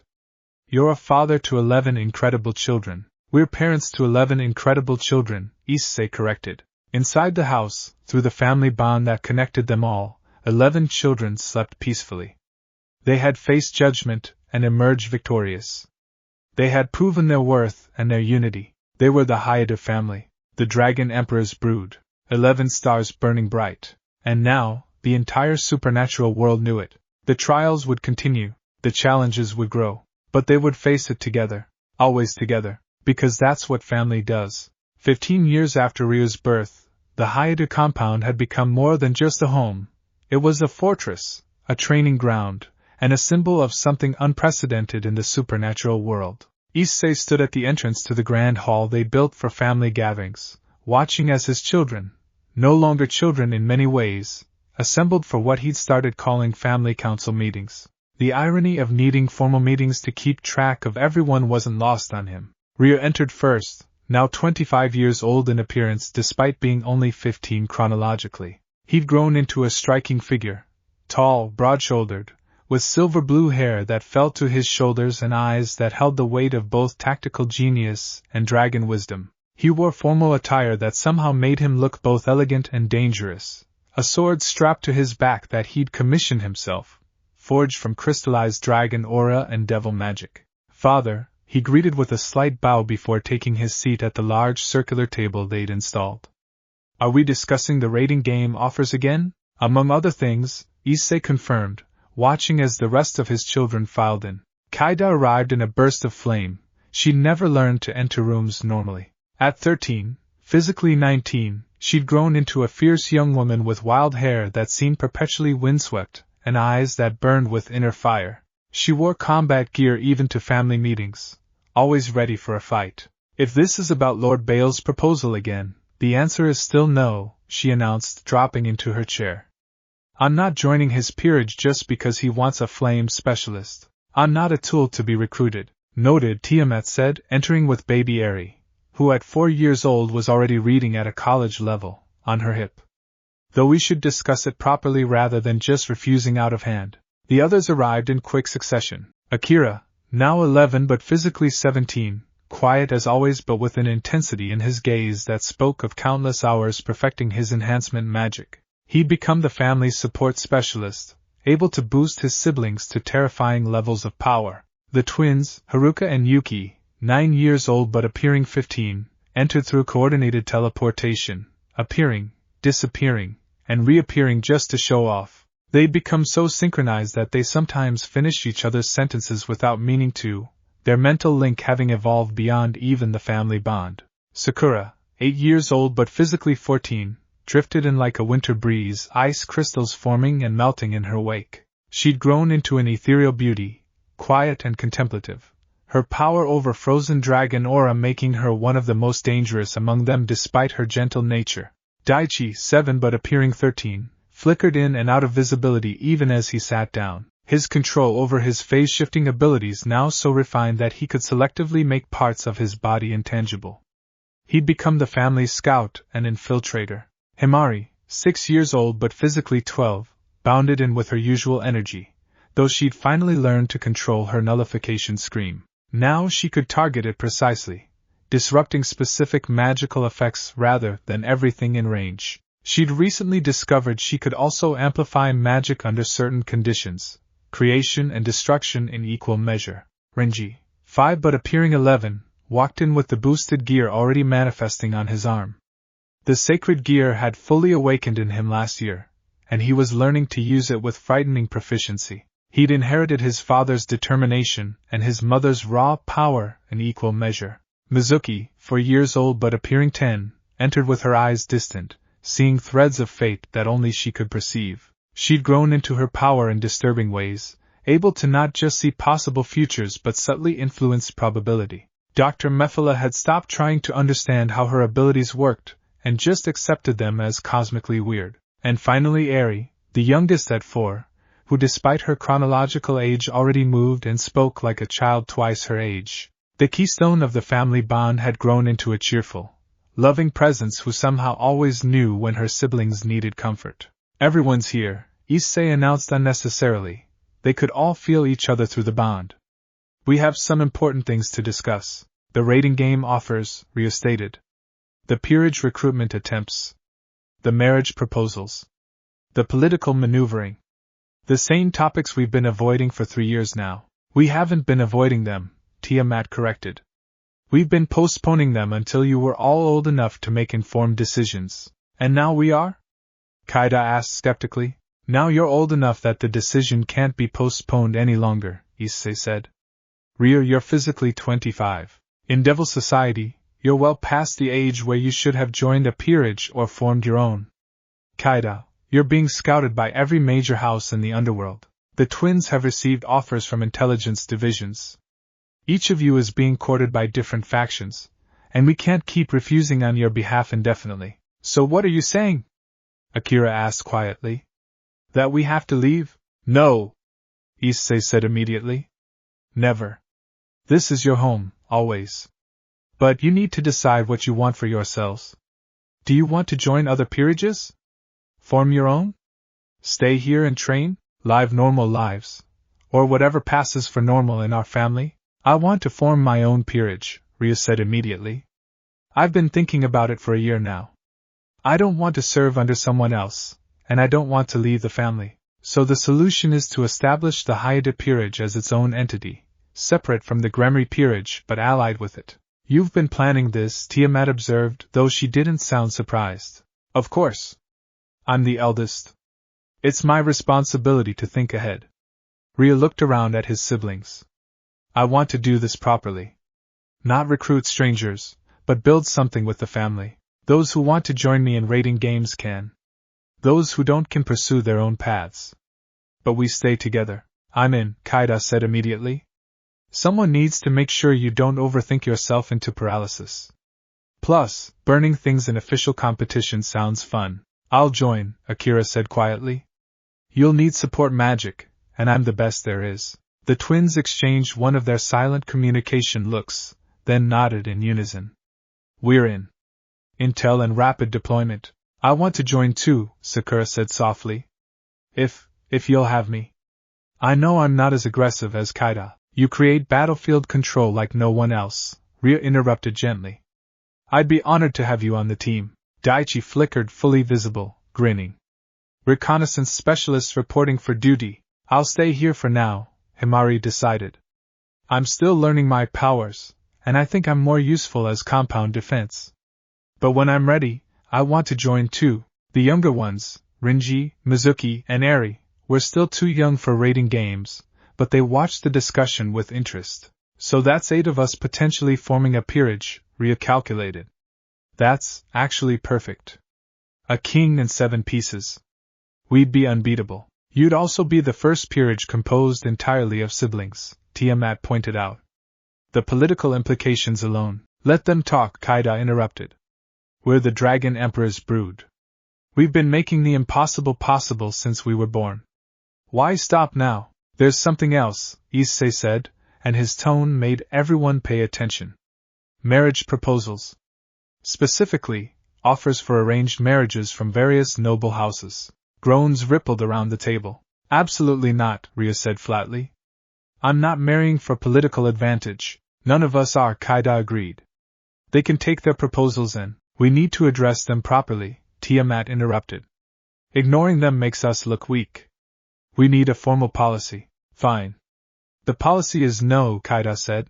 The policy, Ria corrected with a slight smile, is that we choose our own partners when and if we're ready. No arrangements, no political marriages, no compromises. The Haida family doesn't negotiate on matters of the heart. That's going to insult a lot of powerful families, Issei warned. Good, all the older children said in unison, then laughed at the synchronization. Your children have your stubborn streak, partner, Drake observed with amusement. Though I approve of their stance. Love should never be a political transaction. There's one more thing, Mizuki said softly, her eyes going distant. Something bigger coming. I can see the threads converging. The room fell silent. When Mizuki spoke like this, everyone listened. What do you see? Tiamat asked gently. A challenge. Not from other devils or dragons or any established faction. Something new. Something that sees our family bond as a threat because it represents power they can't control or understand. Mizuki focused on her parents. In about 6 months, maybe less, we're going to be tested. All of us together. And it's going to determine how the supernatural world sees us for centuries to come. Can we prepare for it? Ria asked, already thinking tactically. We can prepare for anything, Mizuki said, and her smile was unsettling. That's what we've been doing our whole lives. But this will be different. This will be the moment where we prove that we're not just powerful individuals. We're a unified force unlike anything that's come before. Ominous prophecies aside, Issei said, trying to lighten the mood, let's focus on what we can control. Ria, if you want to form a peerage, we'll support you. We'll need to register it officially, set up the proper paperwork. I've already drafted the documentation, Ria interrupted, pulling out a thick folder. I just needed family approval before submitting it. Issei looked at Tiamat helplessly. Our son is more organized than we are. Our son is a genius tactician who's been planning this for months, Tiamat corrected, though she was smiling. Ria, you have our blessing. Form your peerage. Show the raiding game world what the Haida family can do. Just don't die, Issei added. Your mother will kill me if I let you die in a raiding game. Father, we literally can't die, Kaida pointed out. Between our dragon regeneration, devil immortality, and the family bond that lets us share life force, we're probably the most unkillable beings in existence. Probably is not definitely, Issei muttered. Humor your old man and be careful anyway. You're not old, Eri said seriously. You're just experienced. Despite the tension of the discussion, everyone laughed. The meeting continued for another hour, covering everything from training schedules to compound security to who was responsible for accidentally melting the Western training room, Kaida, again. But underlying everything was a sense of change, of the family entering a new phase. The children weren't children anymore, not really. They were young adults making decisions about their futures. And while that was natural, even necessary, it still made Issei's heart ache. After the meeting, Issei found Ria on the balcony overlooking the compound, watching the younger children play in the courtyard below. "You're really doing this," Issei said, standing beside his son. "Forming your own peerage. Entering the raiding games." "I have to," Ria said simply. "Not just for myself, but for the family. We need to establish ourselves as a force in Devil Society, not just as your children or mother's offspring. We need our own identity, our own achievements." "I'm proud of you," Issei said. "I hope you know that. All of you. You've grown into incredible people." "We had good examples," Ria replied, then smiled slightly. "Even if one of those examples did destroy 3 hotel rooms during his honeymoon. Your mother told you about that. The entire underworld knows about that, father. It's legendary." Issei groaned, and Ria laughed, a sound that reminded Issei so much of Tiamat that his chest ached. "I'm scared," Issei admitted. "Not that you can't handle yourselves. I know you can. But of letting go. Of watching you all go out into a world that might hurt you." "You're not letting go," Ria corrected gently. "You're watching us grow. There's a difference. And we're not going anywhere, not really. The family bond ensures that we're never truly separate. Whether I'm in a raiding game or Kaida's burning down another training room or Aries practicing her harmonization, we're all still connected. Still family." "When did you get so wise?" "I've been reading your old battle reports," Ria said. "The ones from your early days as a devil. You know what I noticed? You won not because you were the strongest, but because you had people fighting with you. Because you built connections and trusted them. That's what we're doing too. Building on what you and mother started." Through the family bond, Issei could feel his other children, Kaida sparring with Akira, the twins playing some elaborate game that involved teleportation tag, Sakura creating ice sculptures for Himari to disrupt and rebuild, Renji practicing with the boosted gear while Mizuki watched and advised, and Eri. Eri was with Tiamat, learning about dragon history and probably asking 1,000 questions. 11 children. Each one unique, powerful, and ready to forge their own paths. But all of them connected, all of them family. "You're right," Issei said finally. "You're growing up, but you're not leaving. The bond makes sure of that." "Exactly. So stop worrying so much. Or at least worry productively by helping me design team strategies for the raiding games." "Now that I can do," Issei grinned. "Let me tell you about the time I faced Riser Phoenix with nothing but determination and an ill-advised plan." As father and son talked strategy, planning for battles yet to come, the rest of the family continued their day. Training, learning, growing, but always together. The Hayadu children were coming of age. They were stepping out of their parents' shadow and into their own light. But they would never step alone. Because that's what the family bond meant. That's what being part of the Dragon Emperor's brood meant. Together in power, together in purpose, together in love. And soon, the entire supernatural world would see what that truly meant. The challenge Mizuki had foreseen was coming, but they would be ready. Together, they were always ready. Chapter 10.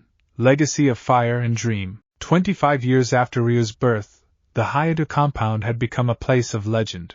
Issei stood on the highest balcony of the main tower, a structure that hadn't existed in his youth, built to accommodate a family that had grown beyond anyone's wildest expectations, and watched the organized chaos below with a smile that had become permanent over the decades. The compound now sprawled across several dimensions, connected through stable portals that the family had learned to maintain collectively. What had started as a single expanded house was now effectively a small city, home not just to his 11 children and their families, but to the legacy they'd built. "Grandpa!"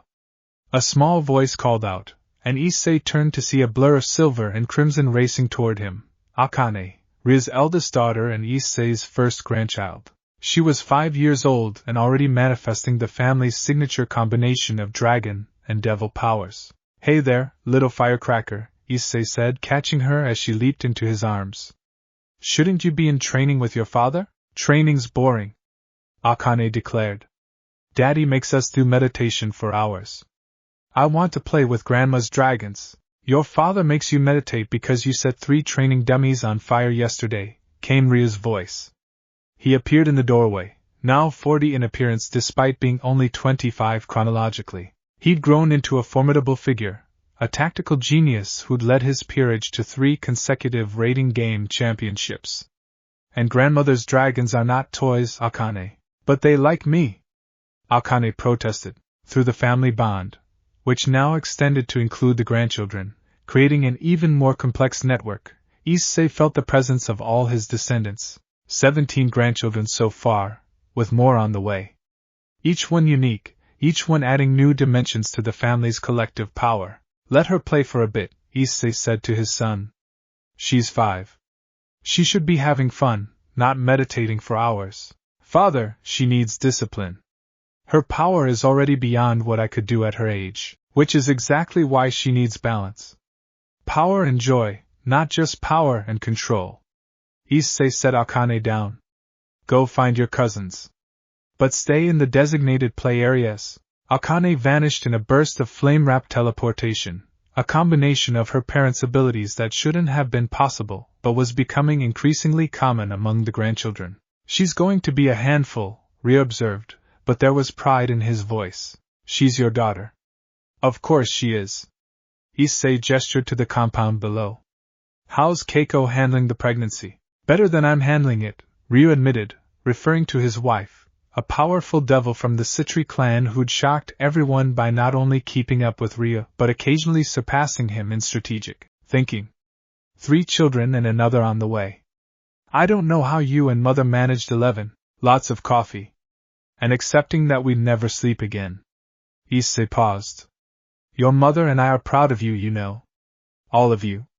What you've built, who you've become. They stood in comfortable silence, watching the compound below.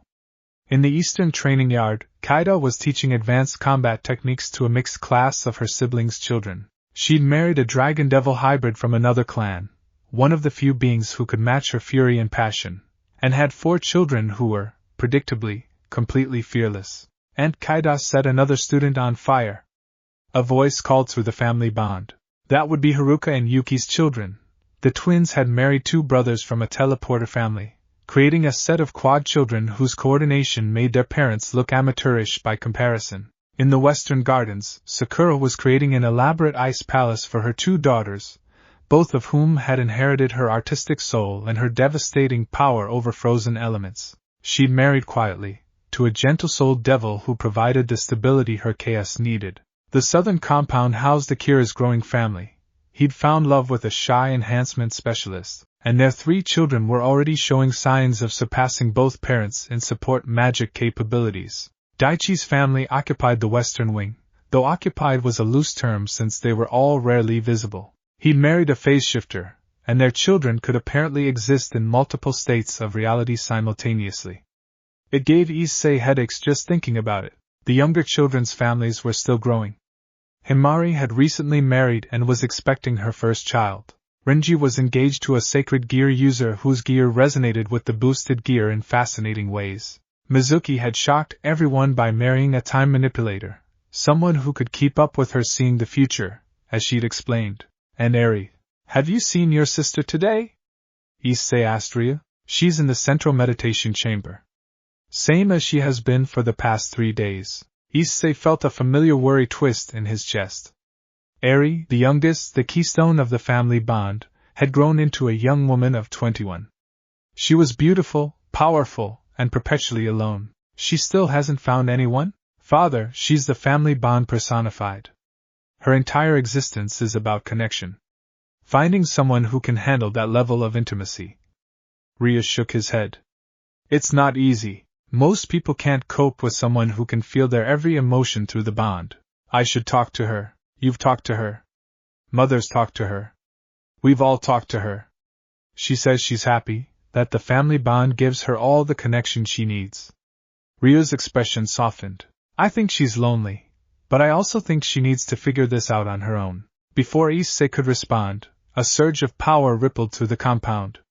It wasn't threatening. It was familiar, warm, and vast. Tiamat appeared on the balcony in a swirl of dragon aura, and even after all these years, Issei's breath caught. She'd barely aged at all, still beautiful, still powerful, still the dragon who'd chosen him all those years ago. "We have visitors," she announced. "The Dragon Council. All 7 of them. They're requesting an audience with the entire family." "All of them?" Rio's tactical mind was already working. "That's unprecedented. What do they want?" "They didn't say. But Yulong sent a private message." Tiamat's expression was complicated. "She said it's time for the Haida family to claim its place in history. Whatever that means." 2 hours later, the entire Haida family stood assembled in the Grand Hall, a space large enough to hold 11 children, their spouses, 17 grandchildren, and still have room for 7 ancient dragons. The Dragon Council entered in their humanoid forms, led by Yulong, who had aged gracefully into something even more ancient and powerful. She'd become an ally over the years, a supporter of the Haida family's unprecedented existence. "Thank you for receiving us," Yulong said formally. "We come with a proposition." "We're listening," Tiamat said carefully. 25 years ago, we judged your family. We questioned whether dragon-devil hybrids should exist, whether your love and your children were acceptable." Yulong paused. "We were fools." Murmurs rippled through both the council and the Haida family. "In the quarter-century since, we have watched your family grow. We've seen how your children have integrated into supernatural society. We've observed how your family bond creates not weakness, but unprecedented strength. And we've witnessed how your grandchildren represent a new generation entirely. Beings who are either purely dragon nor purely devil, but something that transcends both." "What are you saying?" Issei asked. "We're saying that the Dragon Council was wrong. Your family doesn't threaten dragon heritage, it enhances it. You've proven that strength comes not from purity but from unity, not from isolation but from connection." Yulong stepped forward. "The Council wishes to formally apologize for our previous judgment, and to offer the Haida family a seat on the Dragon Council itself." The hall erupted in shocked exclamations. "A seat on the Council?" Tiamat repeated. "For hybrids? Not just a seat, a permanent position representing a new category, united lineages. Families like yours, who bridge species and create something greater than the sum of their parts." Another council member spoke, one who had opposed them decades ago, but was now speaking with respect. "You've shown us that our old ways were leading to stagnation. We need new blood, new perspectives. We need the Haida family." Issei looked at Tiamat, then at his children. Through the family bond, he could feel their collective astonishment and pride. "This is a significant offer," Ria said carefully, speaking as the family's de facto spokesman. "But we have conditions." "Name them," Yulong said. "First, this seat isn't just ceremonial. We have actual voting power, actual influence. Second, all our family members, including the grandchildren, are formally recognized as dragon heritage regardless of their mixed blood.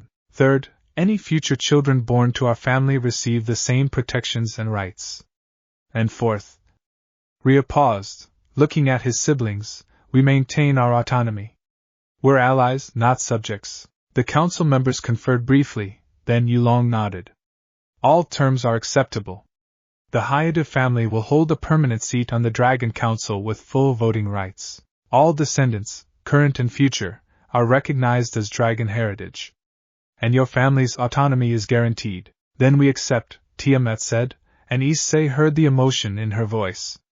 "On behalf of my family, we accept this honor." As formal documents were signed and magical oaths were sealed, Issei found himself stepping out onto a balcony for air. The weight of what had just happened was staggering. "Quite a day," Eri's soft voice came from beside him. His youngest daughter had appeared silently, as she often did. "Quite a 25 years, Issei corrected. "When your mother proposed to me, I never imagined this. All of this. Do you regret it? Any of it?" "Not for a second. Every sleepless night, every destroyed training room, every terrifying moment when one of you did something impossible, worth it. All of it." He looked at her. "Are you okay? You've been meditating for days." "I've been thinking," Eri said softly, "about my purpose. I'm the keystone, Father. I hold the family bond together. But sometimes I wonder, is that all I am? Just the glue that keeps everyone connected? You're so much more than that, Issei said firmly. You're kind, wise, powerful in ways we're still discovering. You're our Eri. That's more than enough. I know. Logically, I know. But emotionally. She trailed off, then smiled. I'm still figuring it out. But I have time. We all do. They stood together, father and youngest daughter, watching as the family celebrated below. The Dragon Council's acceptance was a victory, but it was more than that. It was validation, proof that what they'd built mattered. Later that evening, after the council had left and the compound had settled into its usual controlled chaos, Issei and Tiamat stood in their private quarters, the same room where they'd held Rio for the first time, where they'd planned for each subsequent child, where they'd weathered every crisis and celebrated every joy. 25 years, Tiamat said, echoing Issei's earlier words. 11 children, 17 grandchildren, and counting. A seat on the Dragon Council. Rating game championships. Political influence. We've built an empire, Issei. We've built a family, Issei corrected. The empire is just a side effect. Tiamat laughed, then grew serious. Do you ever think about what comes next? We're immortal, or close enough. We'll watch our children grow old, well older. We'll see their children and their children's children. The height of bloodline will span millennia. Good, Issei said simply. More time to love them. More time to watch them be amazing. More time with you. You're incorrigible. You love it. I really do. They stood at the window, watching stars that existed in multiple dimensions simultaneously, a view only possible in their unique compound. Below, through the family bond, they could feel every member of their family. 11 children, now adults with families of their own. 17 grandchildren, each one a miracle. And more to come. The family was still growing, still evolving. We did it, Tiamat whispered. We built something that will last forever. We built something worth lasting forever, Issei agreed. In the meditation chamber, Eri sat alone, eyes closed, feeling the family bond pulse around her. 11 primary threads connecting her siblings. Dozens more connecting their children. Hundreds more connections forming as love and life intertwined. She smiled. She might feel lonely sometimes, might struggle with her purpose, but she was never truly alone. The bond ensured that. And someday, she thought, maybe she'd find someone who could truly understand what it meant to be the keystone. Someone who could love her not despite her connection to everyone, but because of it. But that was a story for another day. For now, the Hayate family celebrated. They'd gone from being questioned to being honored. From being judged to being invited to judge others. From being outsiders to being integral. The Dragon Emperor's brood had become the Dragon Emperor's legacy. And their story was far from over. It was, in many ways, just beginning. Because with immortality came infinite possibility. Infinite time to love. Infinite time to grow. Infinite time to be family. And for Issei Hayate and Tiamat, for their 11 children and growing number of grandchildren, that was more than enough. It was everything. Through fire and dream, through challenge and triumph, through chaos and love, they had built a legacy that would echo through eternity. The Hayate family, 11 stars that had become a constellation, and the supernatural world was better for it. Epilogue. 50 years later, Issei sat surrounded by great-grandchildren, 43 of them at last count, telling stories of the old days. And that's when your great-grandmother proposed to me, he finished, and the children gasped dramatically. But Grandpa was just a pervert. One piped up, and Issei laughed. Still am, kid. Still am. But I'm also a husband, father, grandfather, and great-grandfather. People are complicated. Tell us about the Dragon Council trial. Another begged. Tell us about Grandma Kaida setting things on fire. Tell us about Uncle Ryu's first raiding game. Tell us everything. Issei looked around at the eager faces, each one a unique blend of dragon, devil, and whatever else had joined the family over the generations. The Hayate bloodline had become impossible to define simply. They were everything and nothing, a bridge between worlds. All right. But this is the last story before bed. As he launched into another tale, Tiamat watched from the doorway, tears of joy streaming down her face. This was what she'd wanted when she proposed all those years ago. Not just children. Not just power, but love, family, legacy. forever, and she'd found it with a perverted, wonderful, impossible man who'd said yes. The Dragon Emperor and the Chaos Karma Dragon. 11 children and counting descendants. A family that would last for eternity. And it all started with a simple question. Will you marry me? The answer had changed everything. And it always would. The end.